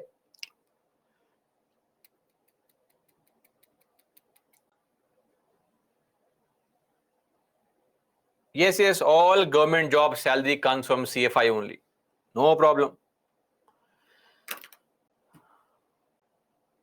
Nobody is going to ask you what is the salary of executive staff in the examination. Don't worry. Anyway, and as far as your salary is concerned, roughly the salary of an IS officer in the initial days of probation is going to be 40,000 rupees in hand, because you have to pay the rent of Labasna, all these things. Later on, it will be roughly around 70,000 rupees per month in hand that you will get. And so many allowances are also there. Okay. Now, since we are discussing salaries, let's also extend our discussion a bit and discuss one more schedule in the Indian Constitution, and this schedule is called Schedule 2, second schedule, salaries and emoluments. Now, as far as Schedule 2 is concerned, this is a schedule under Indian Constitution where salaries of some important dignitaries is mentioned. And interestingly, salaries of all these people is charged. So, Schedule 2 contains the salary of the president. You can see here, this is Schedule 2, the second schedule of our Indian Constitution. Part A is for president and governor, so on and so forth. The president gets a salary of 10,000. That's the original salary, not current salary, right? 1950. Don't think he's getting 10,000 per month. Of course not. So there shall be paid to the president and to governors the following emoluments per mensum. Mensum means month. So what's the salary of the president? The salary of president is 5 lakh rupees per month. Okay. Engineers, don't be confused. It is not some annual package, CTC and all. This is monthly salary. Now, apart from it, governors get 3.5 lakh rupees per month. These numbers are not really important. I'm just mentioning it here. You need not mug up these things. If you want to randomly impress somebody, you can mug up. UPSC is not going to ask these questions. As I mentioned, emolument, salaries / emolument, they mean the same thing. It is a synonym. Emolument is a synonym of salary. Emolument means the money you get when you perform some task. Presiding officer. So in your parliament and the state legislatures, there is a head who is called presiding officer. Okay. Now, at the union level, at the state level, people like speaker, etc., their salary is also mentioned in Schedule 2. And for those who do not know, let me tell you something. At the central level, we have a house called Rajya Sabha, We saw that yesterday. In the Rajya Sabha, the chairperson or the head of Rajya Sabha is the vice president, and his salary is also mentioned here, which is 4 lakh per month. Then judges of Supreme Court and High Courts, Chief Justice of India, this person's salary is 2.85 lakhs, right? Supreme Court judge, the other judges of Supreme Court, their salary is 2.5 lakhs. All this is per month, so please understand, per month. Okay.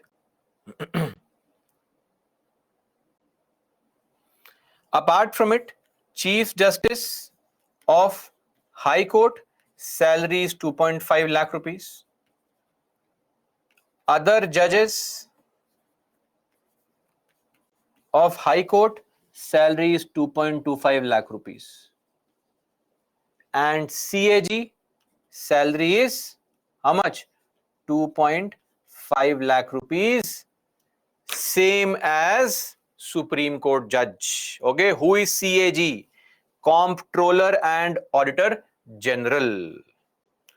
So these people's salaries are mentioned in Schedule 2. If a question is asked, which person's salary is mentioned in Schedule 2, then just these people. Is the election commissioner's salary mentioned in Schedule 2? Yes or no? Of course not. Okay. Is the UPSC chairman's salary mentioned here? Not mentioned here. And I had discussed yesterday only what is schedule. Remember what is schedule? Schedule 7, footnotes, postscript, addendum, which are added reference towards the end of the constitution, which explains the fuller meaning or understanding of each and every provision. That is called a schedule. Okay. Please don't worry who is a CAG and what is the role of CAG. The CAG's topic will be discussed in your governance classes. This person is the head of a department in the government called Indian Audit and Accounts Department. Okay. He is not a government employee. It's an independent constitutional post, a very important post. The task of CAG is to head the audit department. Every single money you spend has to be audited by the department, and CAG is the head of that department. So when you are an IAS officer and you spend money, CAG will know where you are spending money and what is going wrong. Okay. Details on CAG in your governance classes. Ignore it for now. Okay. Now, coming to term of president's office. So, how many terms can the Indian president get? So, there is no limit to how many terms Indian president gets. The Indian president is eligible for re-election any number of times. Article 57 says, if you meet the qualification criteria, the eligibility criteria, you can contest elections any number of times. Okay. There is slight difference when it comes to, say, some presidents of some other countries, like say USA. The US president, the tenure of US president is 4 years, and the terms just two times. In India, how many times can somebody become the president? Any number of times. There is no limit only, right? Article 56 talks about the tenure. And once you become the president, you will continue for how many years? You will continue for 5 years. Now, one more important point. There is no age of retirement and all, right? One more point. In our country, no one has ever been the president more than once, except the first president. So Dr. Rajendra Prasad became the president twice, in 1952, 1957, right? Okay. Then vacancy in office. So we know very well, if you are born, you will die. If you are elected, you can be removed, right? So eventually, this post of president can become vacant. Yes or no? Of course. It can become vacant. How? First things first, when the tenure comes to an end, when the tenure of the president, meaning what tenure? 5 years, comes to an end, the seat is vacant. But also understand, once the 5-year period is over, the old president continues till the new president is appointed. It is not that after 5 years we say, come on, 5 years over, get lost from here. Until and unless the new president comes, the previous president continues. So, this person can continue beyond 5 years till the new president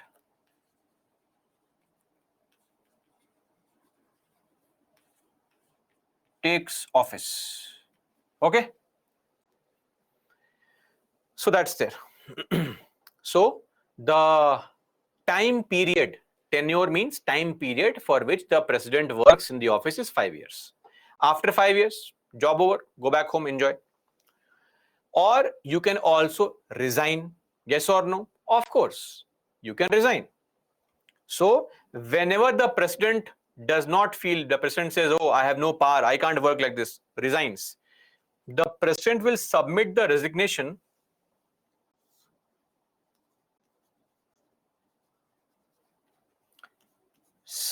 to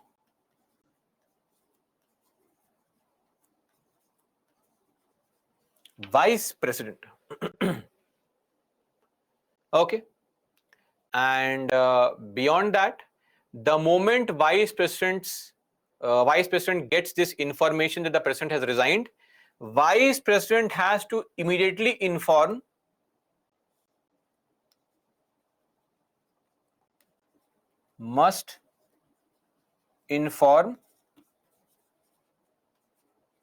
Speaker of Lok Sabha. Okay. So the Speaker of Lok Sabha is informed immediately of any kind of resignation that the VP receives from the president. So the president will address the resignation to the vice president. Right. Now, the post also becomes vacant when he or she is removed. The removal of the vice president can take place. They can be removed also. That process is called impeachment. We'll discuss it shortly, what is impeachment. Then the president can die also, in possible. So post becomes vacant. Or otherwise, the president can become ill, can become disqualified, etc. Now, in all these situations,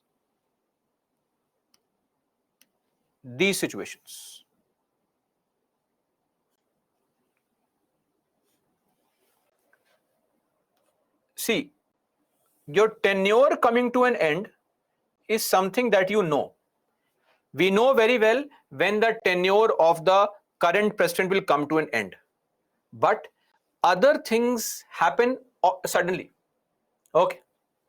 Other things happen suddenly, like resignation. Nobody can plan for this, or removal or death. Now, in these circumstances, when there is vacancy, the post is vacant, the vice president takes over in the meantime. VP becomes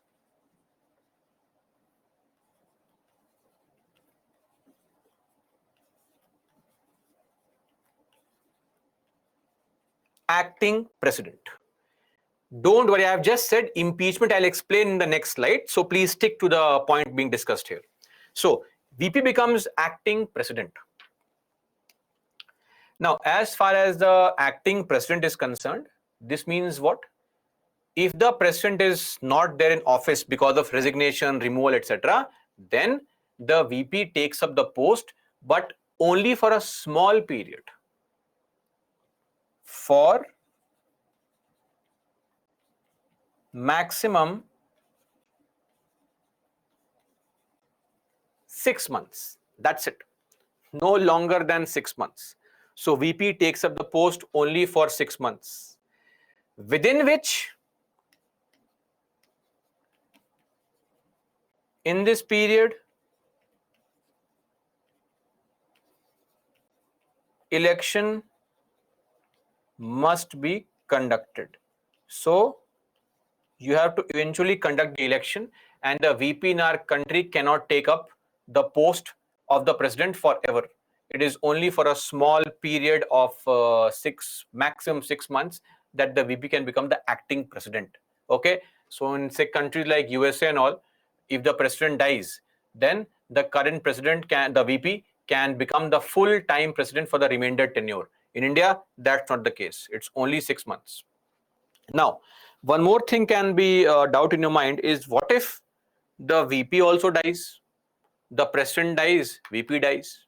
See, in the constitution, nothing is mentioned. In the constitution, Article 65 only says this, that VP becomes the acting president. That's it. But what happens? President dies, VP becomes the president. This is mentioned in the constitution. Article 65. Fair enough. But in 1969-70, this time where Dr. Zakir Hussain was the Indian president, he died. While he was the president, in office, he died. He passed away. At that point of time, V.V. Giri was the vice president. He became the acting president. But he resigned, saying, I will not become acting president. What is this acting president? I want to become full-time president. And he contested elections for the post of president. Now, at that point of time, we don't have president. We don't have vice president. Now what do?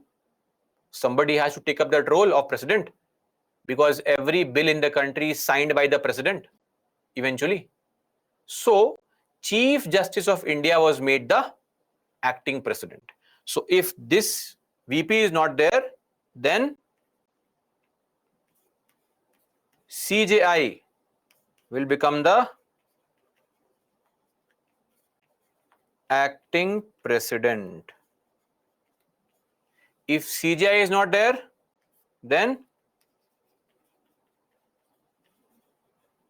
next senior most Supreme Court judge. If he is not there, next we have 34 judges. If all 34 are dead, then the bigger question is, what the hell is happening to all these people? How are they dying?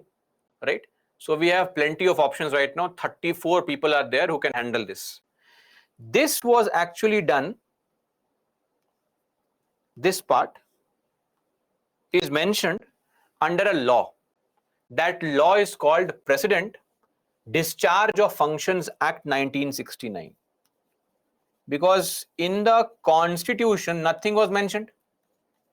And hence, we had to pass a law and make provisions that if the VP is also not there, then what happens, right? So in that case, this is going to be the situation, right? So this is how vacancy in the office can be filled. Now, you can also say, so why only Speaker gets the information? Speaker gets immediate information because the bills which are passed by the Lok Sabha and Rajya Sabha have to be signed by the President.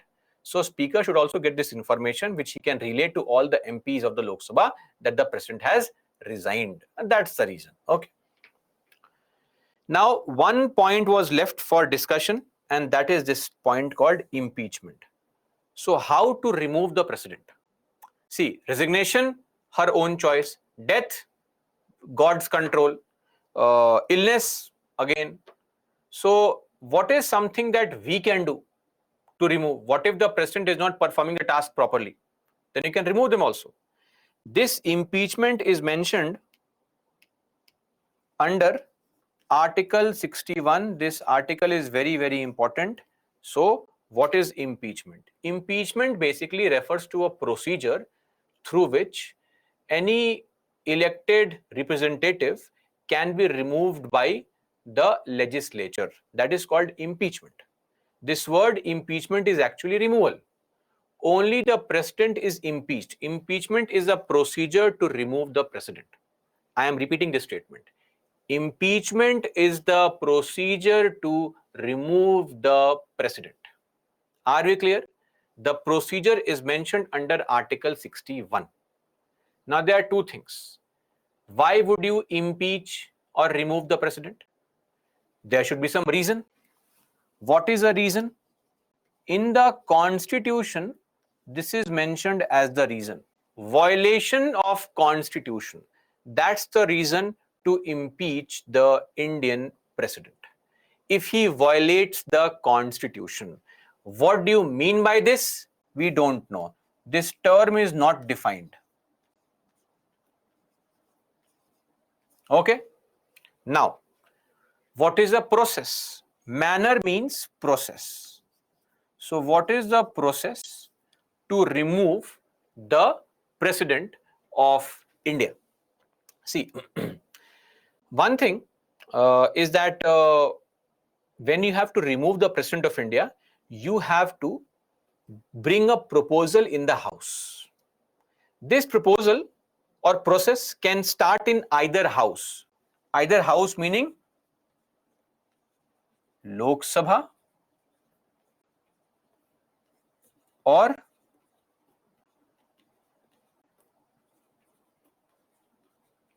Rajya Sabha. Okay. Now, when the process starts in either house, there is a condition. Condition is that a single MP cannot get up and say, sir, I want to remove the president. No, no. Certain number of MPs are required to give this in writing. 1/4 members at least.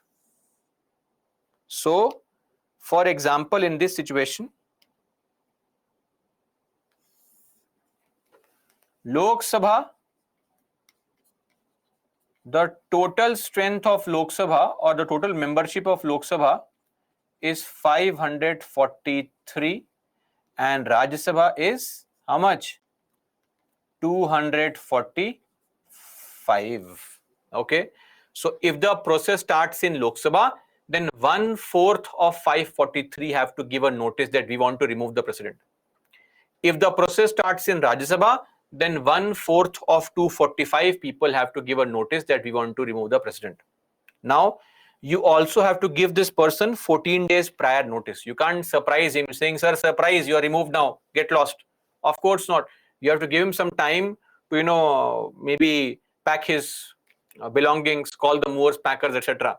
So, 14 days prior notice to be given to president. Then, after this is done, in that house, voting takes place. All the MPs are asked then. These 1/4 MPs are saying we should remove the president. This is their reason. Should we remove the president? What do you say? And MPs will say yes or no. So in that house, voting takes place. After it is approved by the house, it is sent to the other house. Other house will investigate the charges and find out whether the allegation is true or not. And again voting takes place. In that house also, both houses voting takes place separately. If both houses pass the proposal to remove the president, at that point of time only the president stands impeached, removed. So for example, and what is this voting? How many people are required to remove? Voting not less than 2/3 of total membership of the house. So in Lok Sabha, what is the total strength or total membership of Lok Sabha? 543. This means at least 2/3 into 543 people will have to support. If these many people vote, then the president stands impeached. This figure will come to roughly 362. This is not important. In Rajya Sabha, we have 245 people, right? So 2/3 of 245. If these many people approve, then the president is removed. and both houses approve it, the president stands removed from on the very date the second house approves it. This is how you impeach or remove the Indian president under Article 61. Are we clear on this point?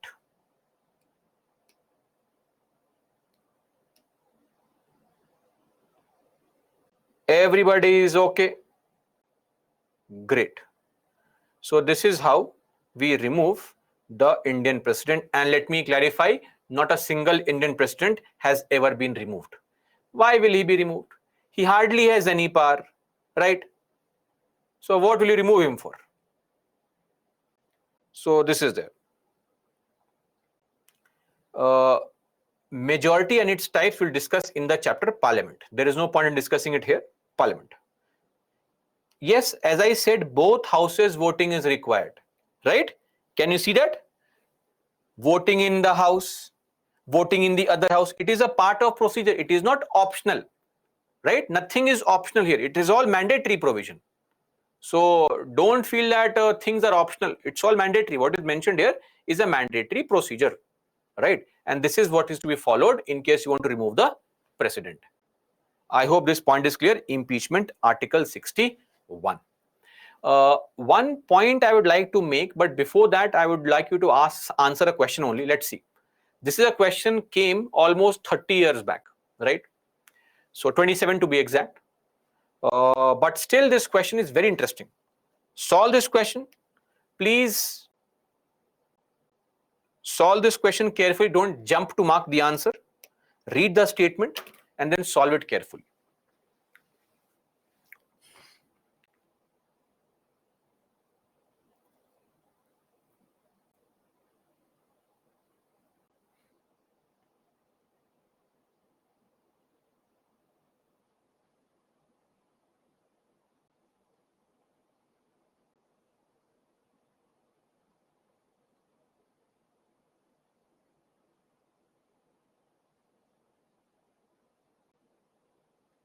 Done?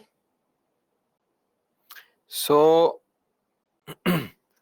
54% have marked D, 35% have fallen prey and have marked C. They became too emotional. Let's read. Which one of the following is a part of electoral college? What is electoral college? The voter group for the election of President of India. So when you are looking at election of President, who votes? MP of Rajya Sabha, MP of Lok Sabha, MLA. They vote. And for the impeachment of President, who votes? MP of Rajya Sabha, MP of Lok Sabha. Now read the question again. Which one of the following is a part of electoral college for election but does not form part of removal? So MLAs are a part of election but not part of removal. So the assemblies, right? The councils take part neither in the election nor the removal. But the question says that these people take part in election, but they don't take part in removal. Okay, so that's it. I hope now this question is clear. So imagine this question being asked 30 years back was actually a very difficult question. So Vijay, as I have explained, impeachment basically refers to the procedure of removal. That is the meaning of this word impeachment. So I'm expecting that all of you are attending the class only, not watching IPL simultaneously, because if your attention shifts, then the class will move forward. Because I can sense certain questions which I have just explained and you asking a statement. It seems as if we have a very interesting match up today, and some of you are enjoying that time. So please, let's focus on just the class. Okay. No, Shalu, they need not resign. No problem. Okay. One more question that I'd like to ask.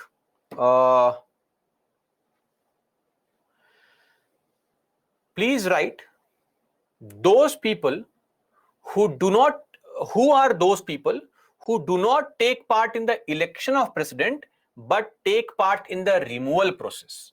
Please write.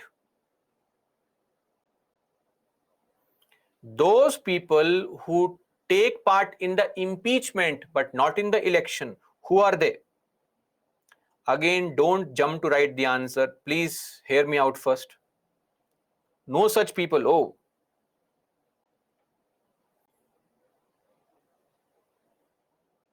Okay. Judges? Some very interesting answers are there. Governor, MLC. I am saying who takes part in removal but does not take part in election. A lot of you are right. Nominated members of Rajya Sabha and Lok Sabha. Remember, only elected MPs can take part in election, but all the MPs take part in removal. So the nominated MPs of Rajya Sabha, they take part in the removal or impeachment, but not in the election procedure. Are we clear on this? Okay. So this is with respect to the impeachment.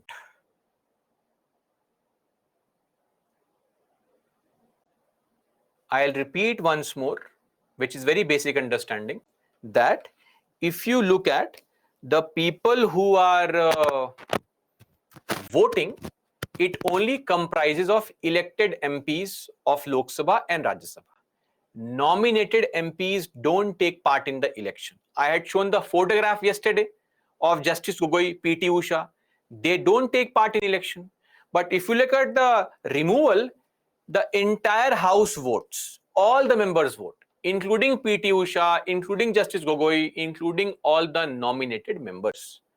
So nominated members take part in the removal, not in the election. Okay. That's it. We are done with the basic information on the president. Now we'll discuss the powers and functions. And before we discuss the powers and functions, we have to discuss a very, very important element. So yesterday only I made this statement, and a lot of you are very upset about it, that sir, what the hell is this? Who is this president? Why are you giving him money uselessly? He has no power. You are saying no power, nominal head, all these things. Some of you also wrote he's a rubber stamp. Why? I mean, when we are making such a statement that the president is a rubber stamp, there ought to be a reason behind it. Why are we calling the Indian president a rubber stamp or not a real head, etc.? There is an article in the Indian Constitution which explains this. So, please understand. Article 74, Clause 1. So, what is this article? This says that in our country, the president performs all the functions, but on the advice of Council of Ministers. So president basically has to follow the advice of COM, where PM is also there, right? Prime Minister and Council of Ministers. Yesterday we had seen. So the PM and the Council of Ministers advise the president, and then he performs the task. They tell him, sir, sign this order, and she signs the order. But your question is, sir, is this binding? What the hell is this? So my point is that the Council of Ministers are helping the president, giving him aid and advice. But the point is this advice binding? Because that's the whole point. You can take anybody's advice, but do you have to follow it? Of course not. Advice is optional. Your parents keep on advising you to study. I will keep on advising you to revise. But whether you take our advice or not is totally up to you, right? But in 1976, what happened? When Indira Gandhi was a prime minister, she modified the constitution. And then she added this element that the advice which is given by the prime minister or the COM Council of Ministers is binding on the president. What is the meaning of binding? The president has to follow it. This advice is binding. This was done via 42nd Amendment Act 1976. With this particular amendment in 1976, Indira Gandhi made the advice binding on the president. Now tell me, if this is the situation, does the president have real powers? Of course not. The president is just like a rubber stamp, right? So the PM says, sir, sign this order. President, like a stamp, like a robot, signs the order. That's it. That is why we say that the president does not have real powers. Okay. Now, in 1978, Indira Gandhi had lost the elections after emergency and Janata Party had come to power.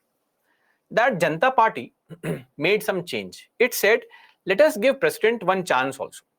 What if the prime minister is advising the president something and the president does not like the advice or feels there is some problem with the advice? Possible. In that situation, the president can ask the PM that, sir, please think once more. Are you sure? Should I sign? Like in KBC, Amitabh Bachchan asks, final answer and whatnot. Same way, the president can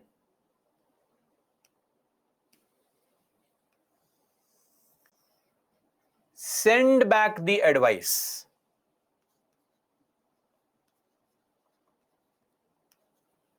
Can send back advice for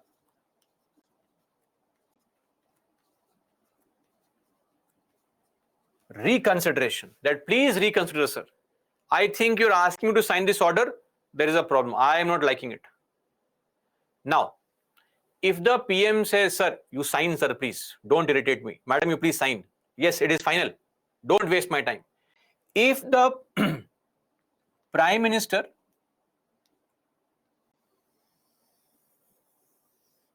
sends back the advice,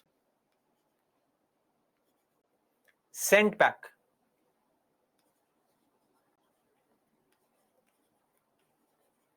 now the president has to sign it.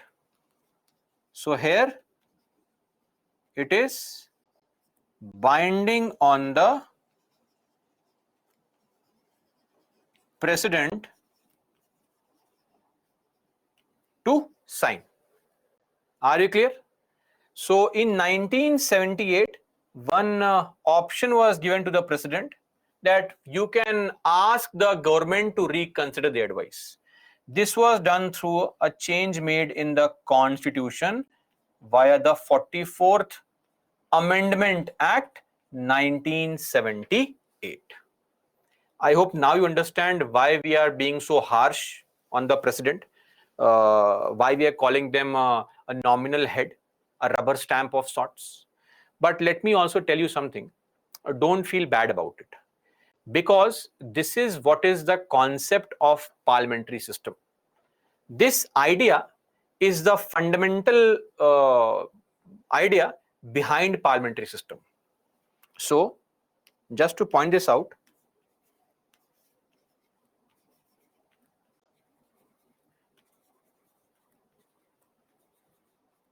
in parliamentary system, this is what happens.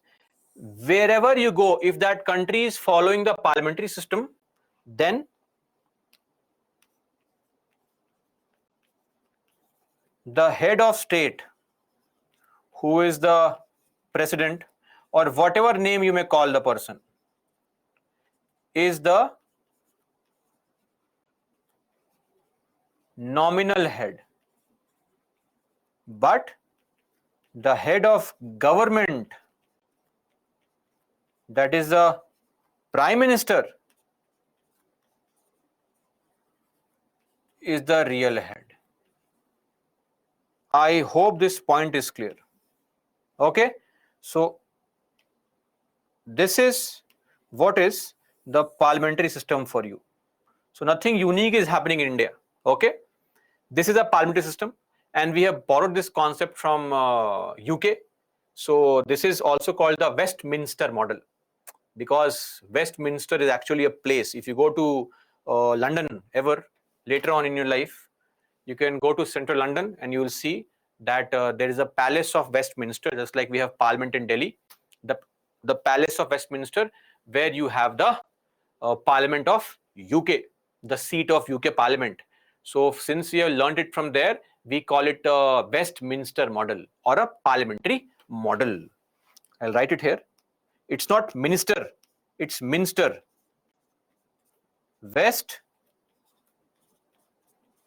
Westminster model.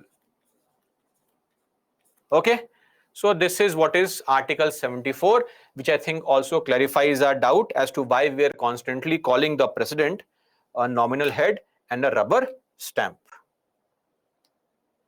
Are we clear on this? Okay, so this is what is mentioned under Article 74, Clause 1. Let us now also read Article 74, Clause 1 on our own to have a better understanding. So this is the crux of Article 74, right? So that is what is there.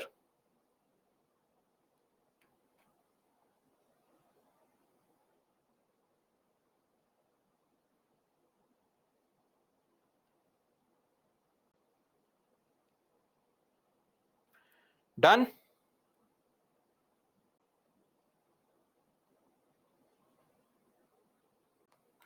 Okay. So let's read now. This is the article, the original article mentioned in the Constitution. Council of Ministers to aid and advise the President. Clause 1. There shall be a Council of Ministers, COM, with the Prime Minister at the head to aid and advise the President. Originally, there was a full stop here, but now we have modified it. Who shall? What do you mean by shall? Shall means mandatory, binding. Who shall, in the exercise of his functions, act in accordance with such advice. Who shall act in accordance with such advice. This change was made when? Please tell me.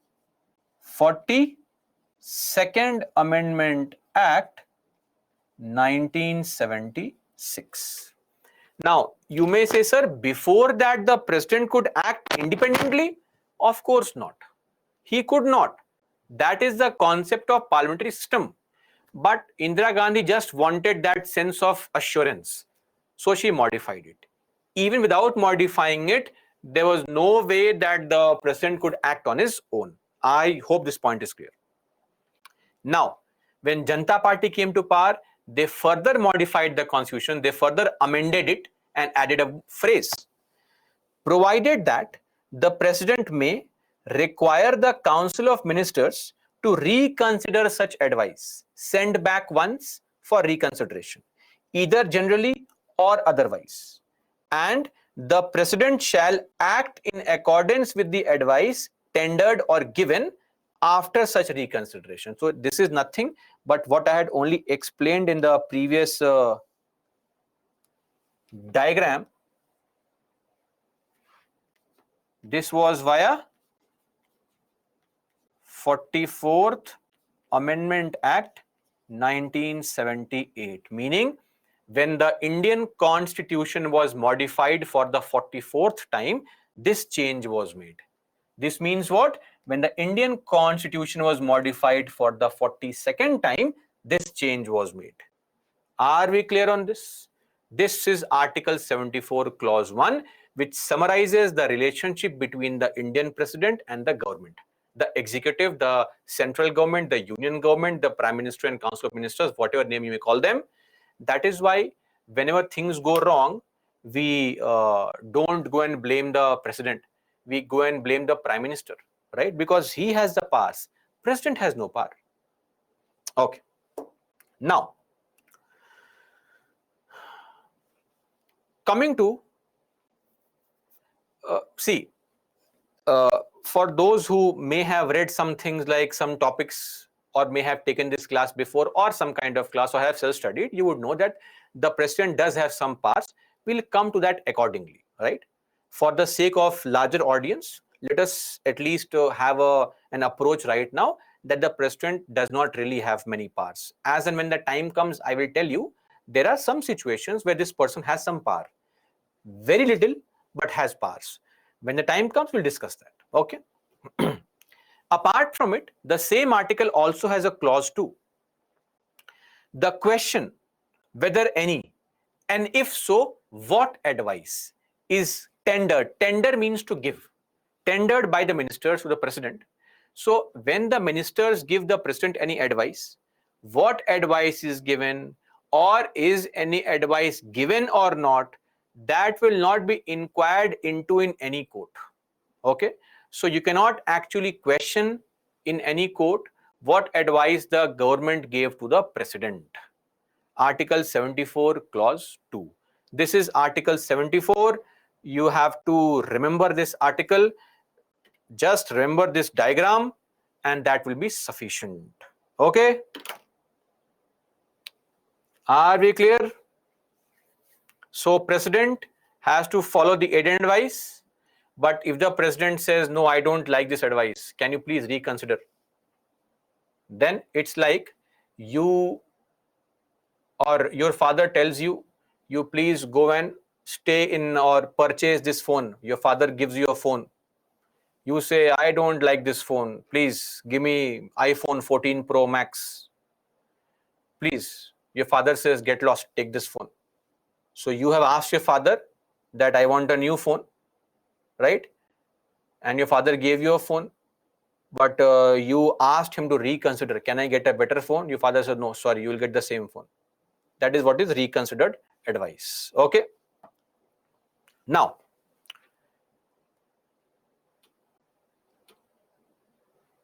solve this question came 20 years back. Again, as I said, please read the question carefully and then solve it. I'll give you 30 seconds only because it is a very, very simple question.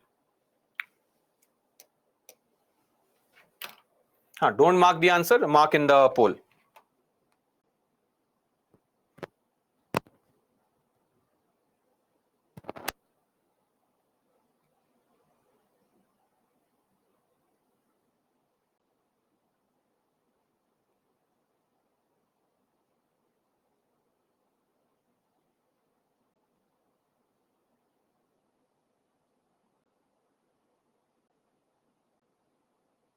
Done? Great. So again, a lot of you have marked C as the answer.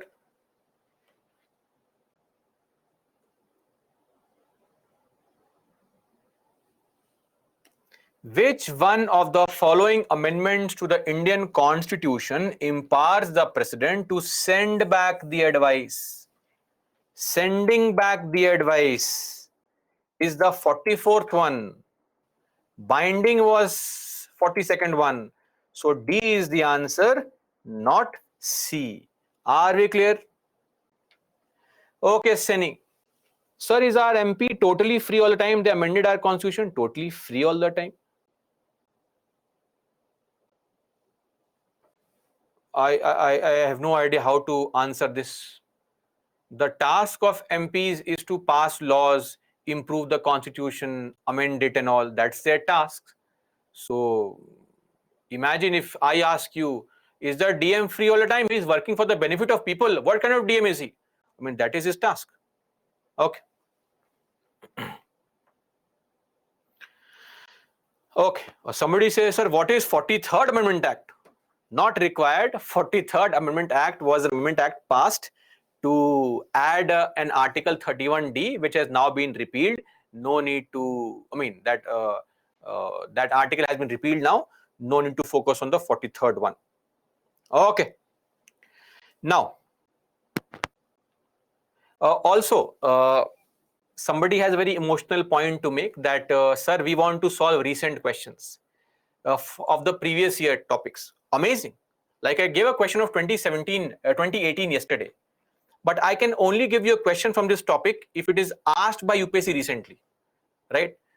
I cannot force UPSC to create questions. Sorry.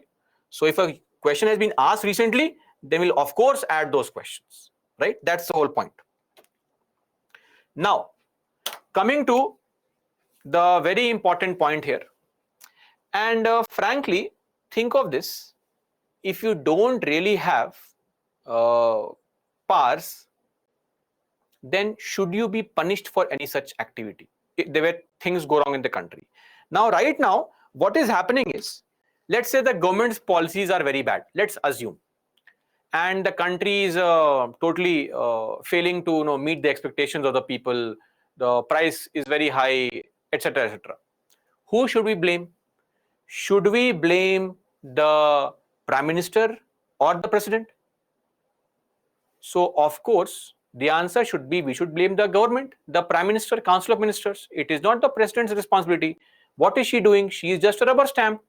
She is simply signing what is being told to her, right? So, there is actually immunity given to the president in this regard, that you will not question the president on anything that goes wrong when it comes to the performance of their function. The same kind of immunity is also given to governors in the state. So immunity to the president plus governors. This is a very important article, Article 361. Okay. What is Article 361? Immunity to president plus governor or governors. First one, president or governors shall not be answerable to any court for the exercise and performance of the powers and duties of his office. Are we okay? President or governor, they can't be questioned in court for anything they have signed. If I am signing an order, you can't question me because I'm the president, because I have signed it. I was told by government to sign it. You question them because they have forced me into signing it. They held my hand and said, sign, and I signed it. I don't know what is mentioned here. You ask them, why are you questioning me? Right? When I don't have any power, I should not be held accountable also. No authority, no accountability. I hope this point is clear. Apart from it, see, we are referring to the senior most person in the country, right? And in the state also. Such senior people deserve respect and dignity also. To maintain their dignity and respect, we have some other immunities given, benefits given to them, concession given to them. What is that? No criminal proceedings whatsoever shall be instituted, shall start or continue against the president or governors in any court during his term of office. What is the meaning? The meaning is, no criminal case can be filed against the president or governor, or if a case was filed against somebody and they become president and governor, the case has to be dropped. Are we clear? Till you are a president or the governor, no case, a criminal case can be filed against you. It is not possible. Whatever crime you may commit. Yes, I mean whatever crime you may commit. Okay. Now, third point. Whatever you may do, if you are a current president or the governor of any state, you cannot be arrested in any criminal case. It is not possible to arrest or jail the sitting president or the sitting governors. Are we clear on this? You cannot arrest the president or the governor. It won't look nice. President in jail, governor in jail. Be realistic, please. Come on. Right? Apart from it, one more point is there. See, you can file a civil case, not a criminal case. Civil proceedings will not be filed when they are in the office, but can be filed after giving 2 months prior notice. So criminal case cannot be filed, but civil case can be filed. Okay, after giving 2 months notice.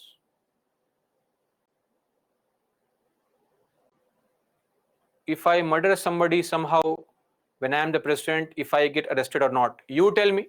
Somebody has asked an innocent question, and a very aggressive one also, we don't know, that if you murder somebody while you are the president, will you be arrested or not? No, you will not be arrested. Don't worry. Become the president, what mean? Don't do it. I'm sorry, I shouldn't have said this. Please don't do it. Don't murder anyone. Why do you want to murder anyone? But yes, you will not be arrested. See, and one point, civil versus criminal. What is civil? Civil basically, a civil case refers to a case where the relief is given on account of some compensation, etc. That is called civil case. Let's say you are holding some post, you are an IS officer, and you are demoted. It's a civil case. Punishment is not jail sentence, right? It's a civil case. Criminal case is a case where you are committing a crime against society, right? Like robbery, theft, dacoity, murder, etc. These are called criminal cases. So in a criminal case, case will be initiated, case can be filed, and you can be arrested for us, right? But if you're a president, you kill somebody, murder somebody, do anything, no arrest, no case filing. But a civil case can be filed by giving 2 months prior notice. Okay? So that is how it is.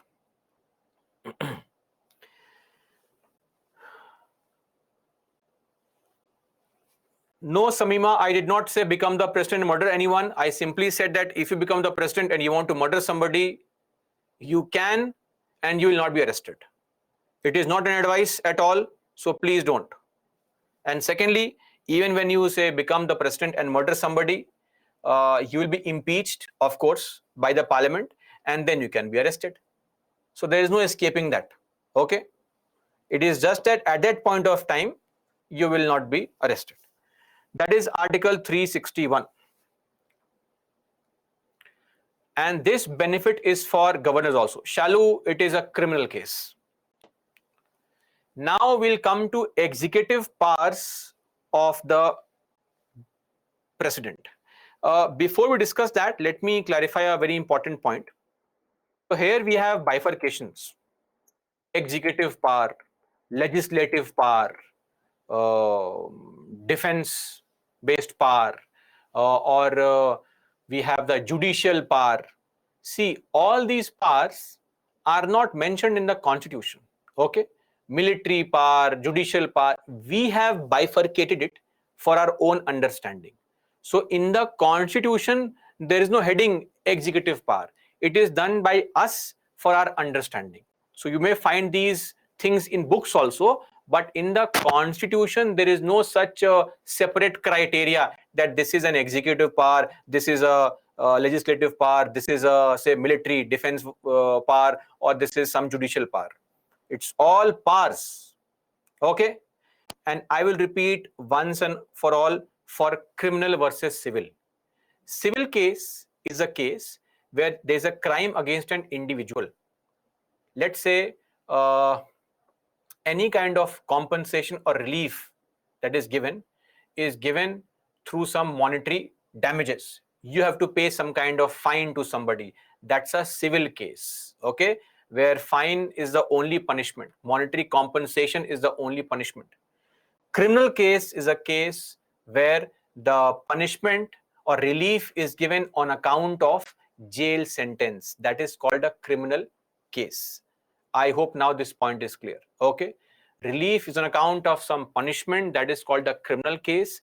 Relief is on account of some damage or taking away the post status compensation is called a civil case. Okay.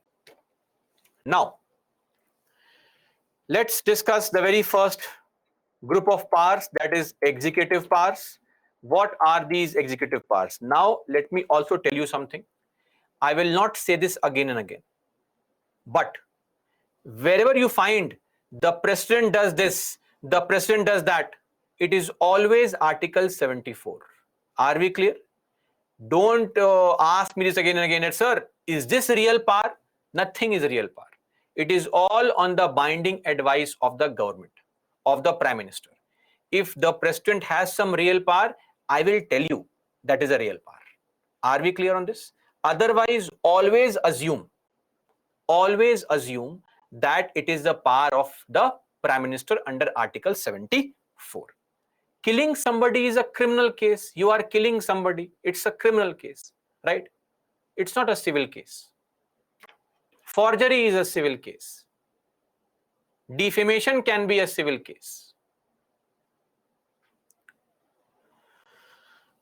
Anyway, now, executive powers. Power number 1. All the executive actions of the government of India are formally taken in her name. Whatever decisions are being taken by the government, we say that it is the president who is taking the decision.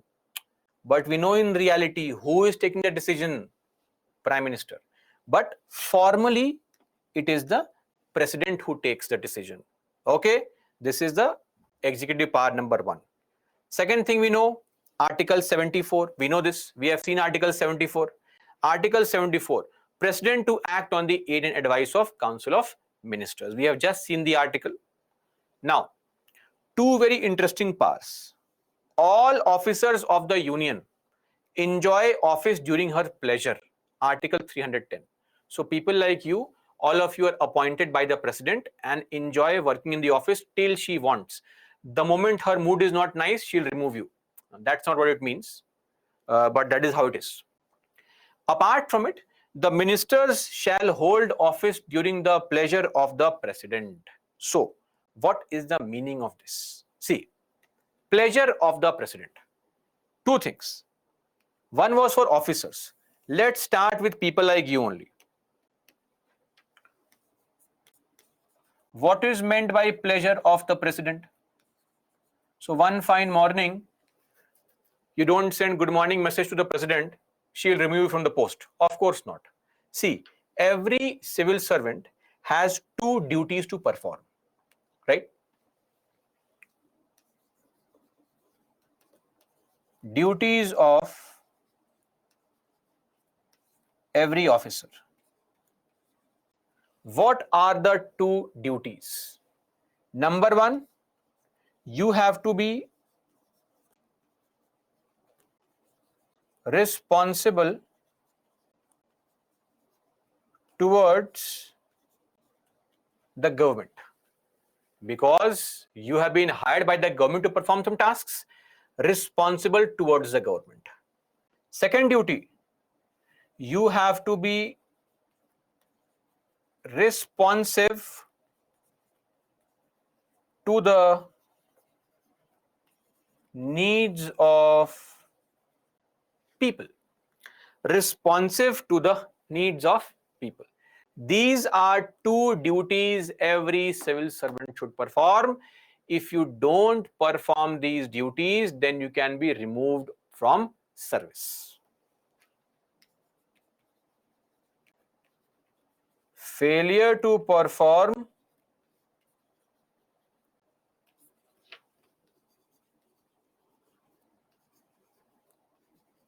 may result in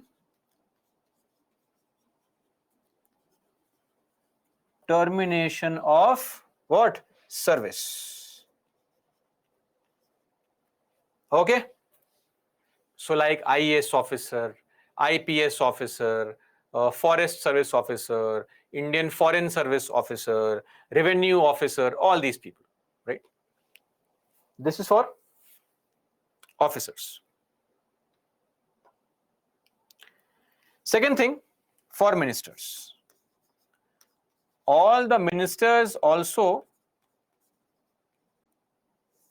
hold their post on the pleasure of the President. Now, please understand, when it comes to ministers, Ministers are appointed by the president only, but on the advice of prime minister. So it is the prime minister who is appointing you indirectly. The PM says, sir, appoint my best friend, home minister. Sir, my second best friend, defense minister. Third best friend, finance minister. And that's how ministers are appointed. So it is a binding, not that's how, based on their talent and skill. Sorry. So based on their talent and skill, they're appointed. So the point is that the PM decides who becomes what minister. But then if the PM decides actually, then how can we say that the ministers are holding office during the pleasure of president? Can the president remove a minister on his own? Yes, but in extreme situations.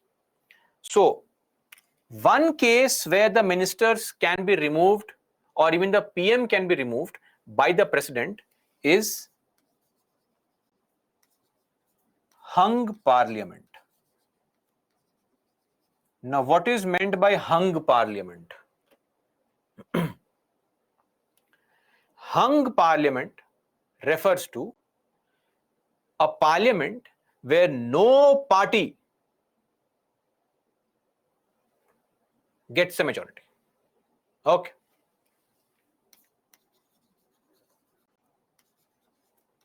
When no party gets majority. So we know very well that you have to win the election in Lok Sabha. So if any party, let's say in Lok Sabha, so what is the situation of Lok Sabha? Lok Sabha is a house which has 543 MPs.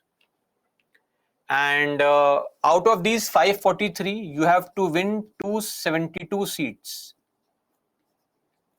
This means more than half. And you can form the Lok Sabha, form the government in Lok Sabha. But let's say BJP wins 200 seats. Congress somehow magically wins 200 seats. And let us assume that Aam Aadmi Party wins 143 seats. Let's assume that. Okay. In this situation, how many seats were required to form the government? 272. No party could win those seats. No party can form the government. In this situation, the president can remove the ministers and say, we'll go for fresh elections. Number one, basic. Number two, see, ministers have to also ensure that the ethics and the purity of administration is maintained. Okay. I'll give you an example of how the system works. See, what happens is, let us say you are a minister somewhere. The president comes to know some information about your behavior. The president goes to PM and says, sir, I have come to know of this information that your home minister is sending good morning messages to Imran Khan from Pakistan every day, sending all these messages on WhatsApp daily. The PM says, sir, nonsense. This is all false news. Come on. After a few days, the president gets information and again goes to PM and says, sir, I have received information that your home minister is calling Imran Khan and they are video chatting for 2, 3, 4 hours every day, FaceTime for 2 hours. What is happening? Remove him, I'm telling you. The PM says, no, sir, sorry, it is just fake news. After a few days, the president gets some information that there are some drone shots, that there is a rooftop party going on and Home Minister and Imran Khan are there enjoying. President goes to PM saying, sir, what is this? Your minister is having rooftop party with this neighboring country, Pakistan's former prime minister. Remove him. PM says, no, we can't remove. Sorry, I can't remove. He's my best friend. BFFs. The president says, to hell with you, I don't care. The ethics and purity of the administration has to be maintained, and for that, I will have to remove the concerned minister. So,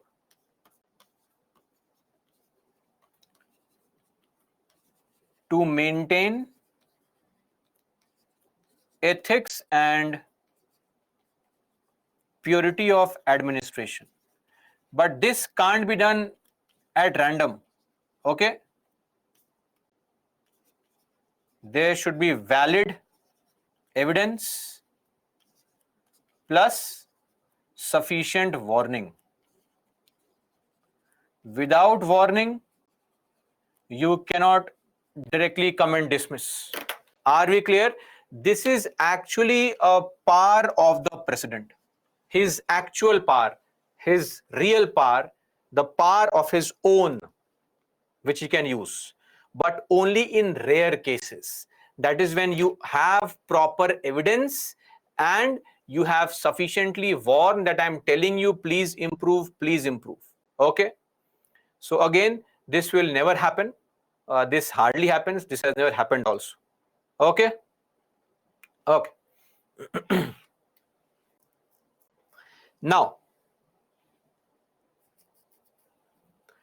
and this pleasure doctrine is actually a part of Article 75, Clause 2 of the Indian Constitution. Okay? That's there. Now, next, more executive powers. The president makes rules for transaction of business of the government and for allocating the business amongst the ministers. So basically in our country, there are so many things to be done, right? And what task should go to which ministry? And what functions should they perform? What activity should each minister perform, right? Those things are mentioned in some rules. Those rules are made by the president. Again, it is not her power, Article 74. So she makes rules for transaction of business. Don't think business means some kind of running a shop. Business means government's activity. What's your business? Mind your own business, mind your own work. That is the meaning of business here. Okay? Don't say, sir, what is this business government is running? So day-to-day activity of government is called the business of the government. So there are two rules. Government of India, allocation of business rules 1961. GOI stands for Government of India.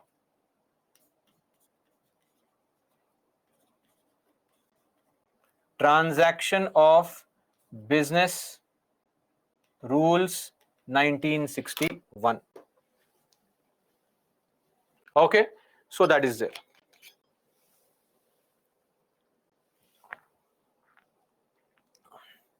Then next is Article 75. Under Article 75, she appoints the Prime Minister and the other ministers on the advice of Prime Minister. Okay, but it is not her power. Whichever party has a majority in the Lok Sabha, the president has to appoint that person who is the leader of the party as the Prime Minister. So if today the president says, no, I want Mr. Rahul Gandhi to be the Prime Minister, she cannot make him the Prime Minister. Because in the Lok Sabha, BJP has the majority. Most of the MPs of BJP of Lok Sabha belong to BJP. More than 300 MPs belong to BJP. BJP has majority. So the leader of BJP will have to be made the Prime Minister. It is not optional. Are they clear? Okay. Now, she also appoints AG. What is AG? Attorney General. So there are so many short forms. You can Google search for full forms, right?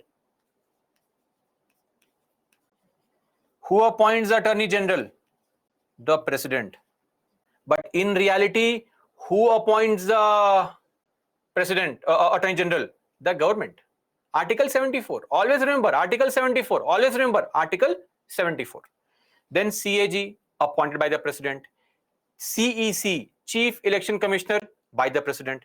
Election Commissioners, Chairman and members of UPSC, FCs, Finance Commission, Governors, everybody is appointed by the Prime Minister, President only. But in reality, it is a Prime Minister. Okay, that's there. Then, see, in our country, we saw yesterday constitutional bodies, statutory bodies, right? So all these bodies that you see, whether it is a constitutional body like Election Commission, Finance Commission, or some statutory bodies like NHRC, etc., all these bodies have to prepare annual reports of what is the issue in the country, some suggestions, etc. These reports are given by these bodies to the president. Okay? She lays down reports submitted by the constitutional plus statutory bodies.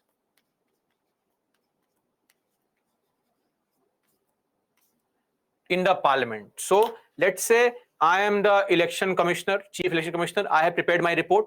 I will give the report to president and she will keep the report in the parliament. Okay. Of course, she won't go personally there. The government sends the report in the parliament. Okay. Now, apart from this, she can also appoint a commission to investigate into the conditions of scheduled castes, scheduled tribes, and other backward classes in the country. Okay. Then she can also appoint an interstate council to promote center-state and interstate relations, settling disputes between the states, improving coordination amongst them, discussing areas of common interest, etc., etc. So there is an article 263. We'll discuss this article again maybe around 18, 19 classes later on. So she can appoint an interstate council. She can, and she has also, not this current president, in 1990 it was done already. Okay.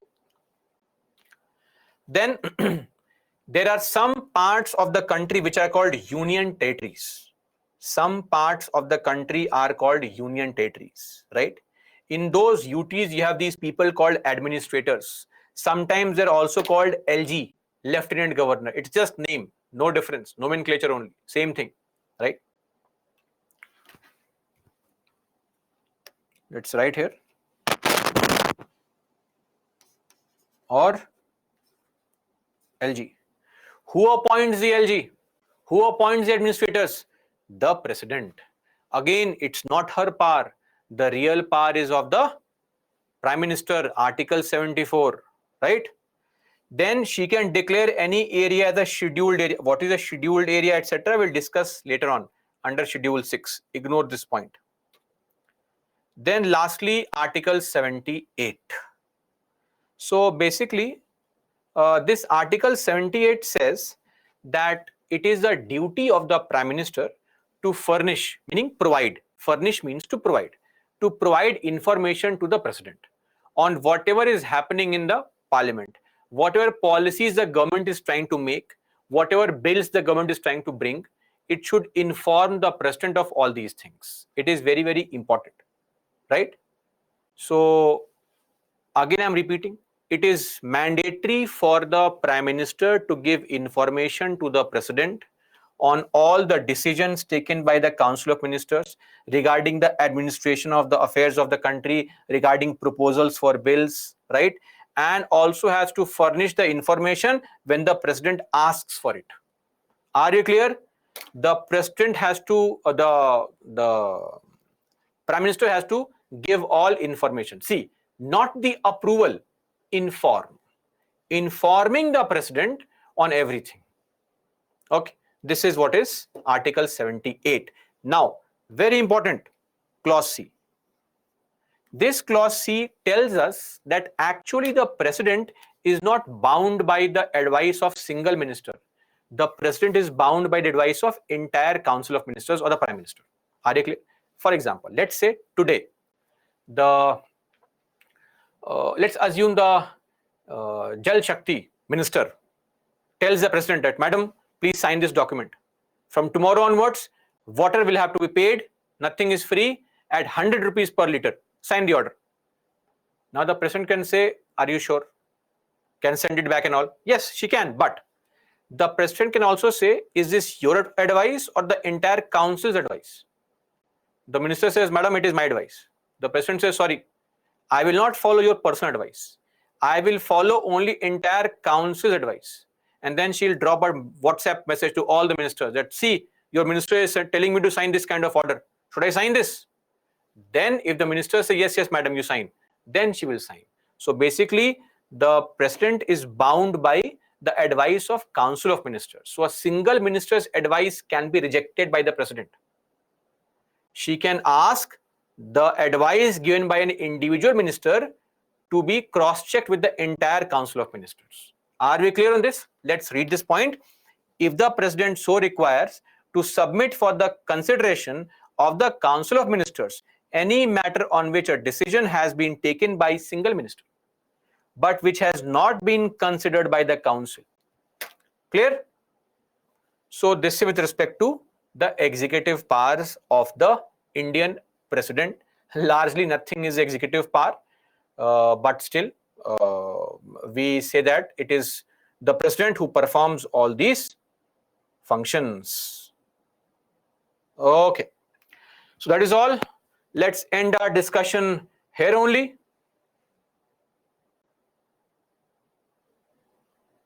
Prashant, it can't be through WhatsApp. Array.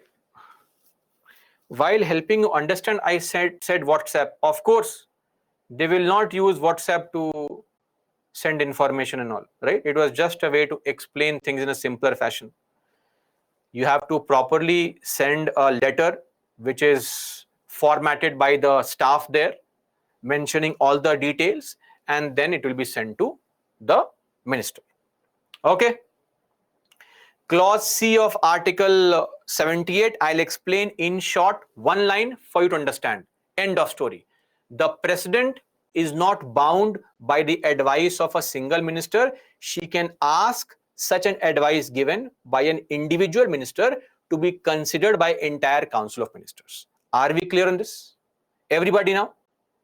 The president is not bound by the advice of a single minister. She can ask the entire council to cross-check the advice given by a single minister. That's all for me, guys, today. Jai Hind. I'll take up your questions if you have any. Tomorrow? Okay. Solve this question before you leave. Don't run away. Let's solve this question and then we'll end our discussion for the day.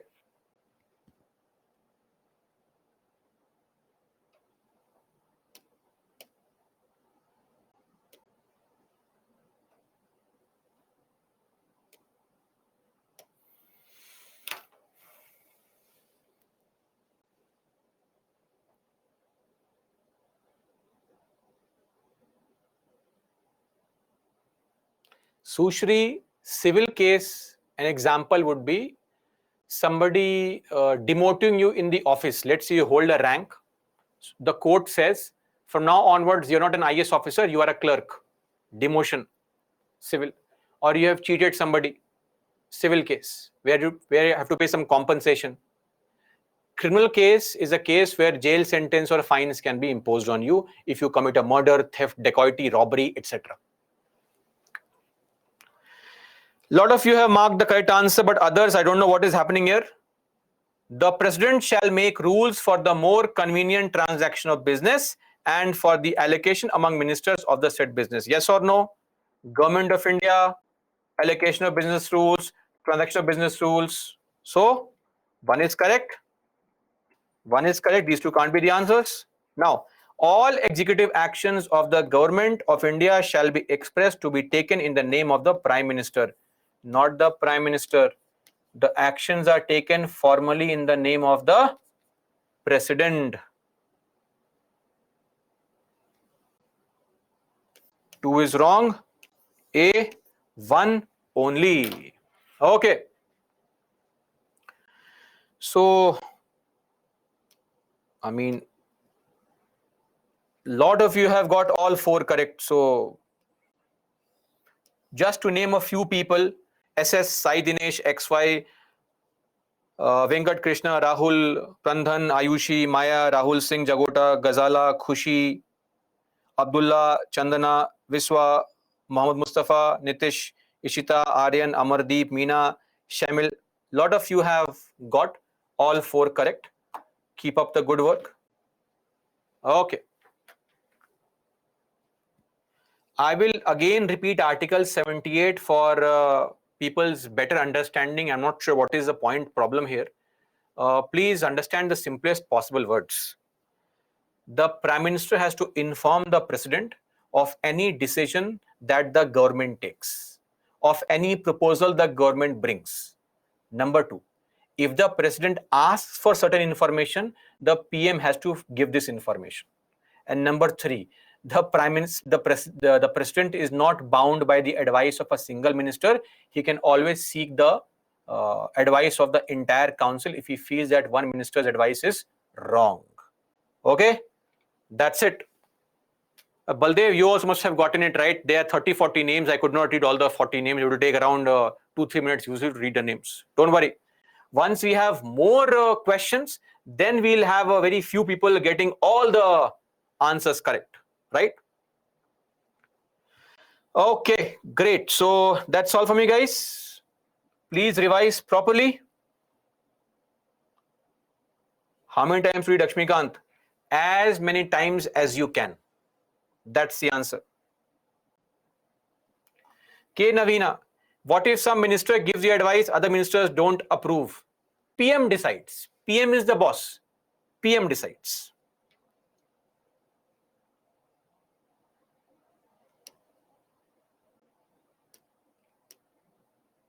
Darshan, tips to ace UPSC 2024.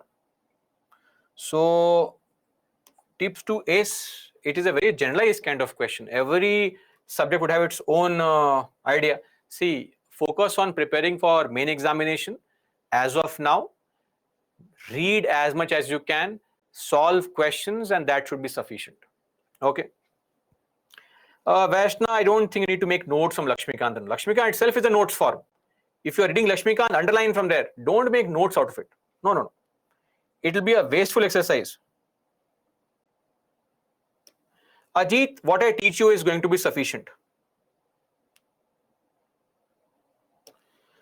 Sirivuri, last prelims 2012 question. What is the concern? What point do you have a problem? Please tell me. Indian Constitution work at work. No, that book is not at all sufficient. As I said, that book is a very basic book. It is meant for beginners. It is not meant for you. Please. You have to study way more than that.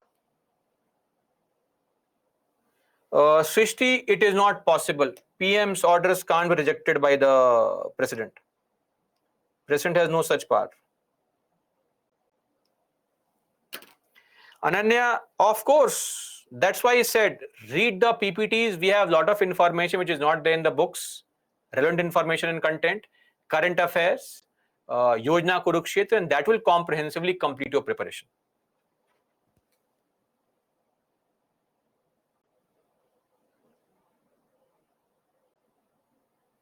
NCRTs also don't prepare notes.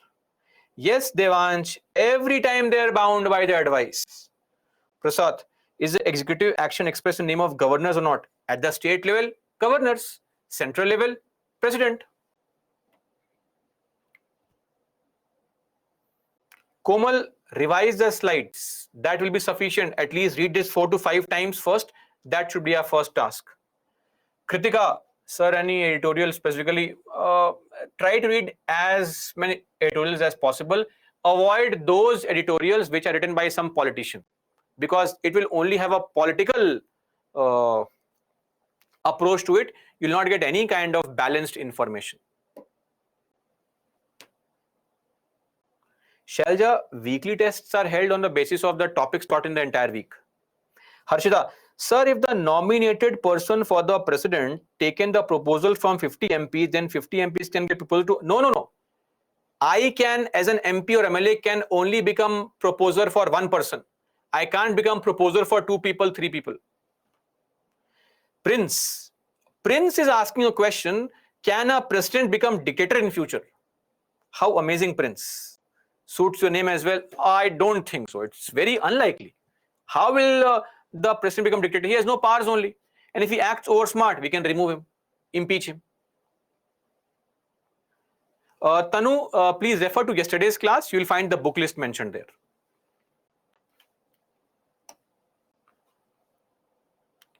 Ajit, what is ethics and purity? Ethics is a good conduct. Moral impropriety, good behavior, moral propriety, good behavior, that is ethics. If you behave in an ethical fashion, conduct yourself well, perform tasks free from any ill will, any favor, that is ethical behavior. If you are not biased, if you are impartial in the performance of your functions, that is ethical behavior.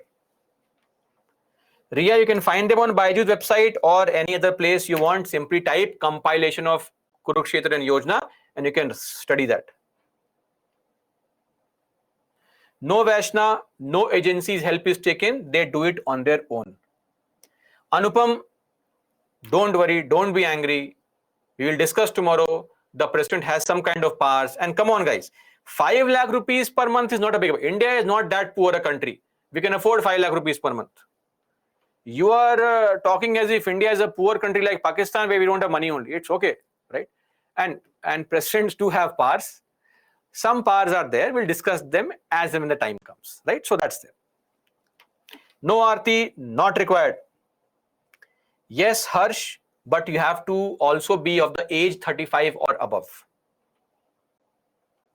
Not just MP, any person. You also, if you cross 35 and your name is in the voter list, you can be eligible for the post of president. Okay. Abhiraj, president can end democracy. How can he end democracy? He has no such power only. Why are you pressurizing this poor fellow into such things? He or she has no power. Ujita, for the interest of larger public, pay seems to be okay. Shashi, it is always written in form, not oral. Devansh, we have just mentioned the eligibility criteria, 35 years of age.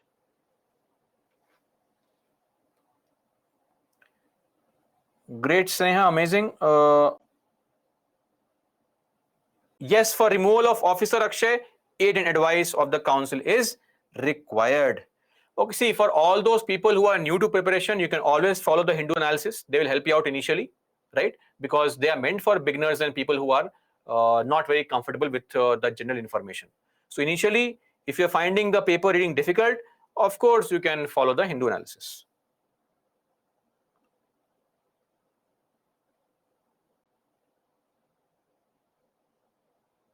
Harshita, as I said, the PM is chosen by the Prime Minister, by the President, but there is no option there, right? The President has to choose only that person who has won the election. That's it.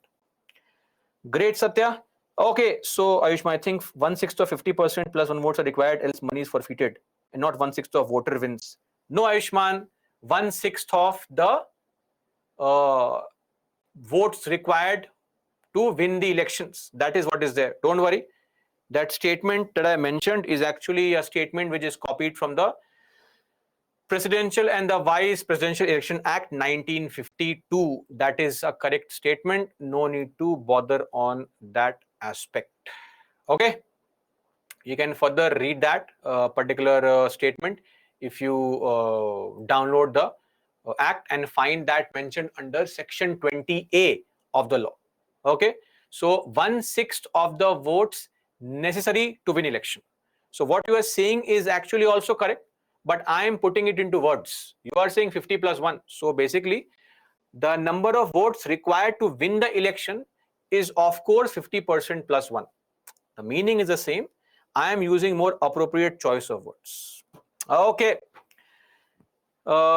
That's all for me, guys. Your questions will be addressed by the experts. If there is anything which has not been addressed, feel free to ask them tomorrow. Till then, that's all for me.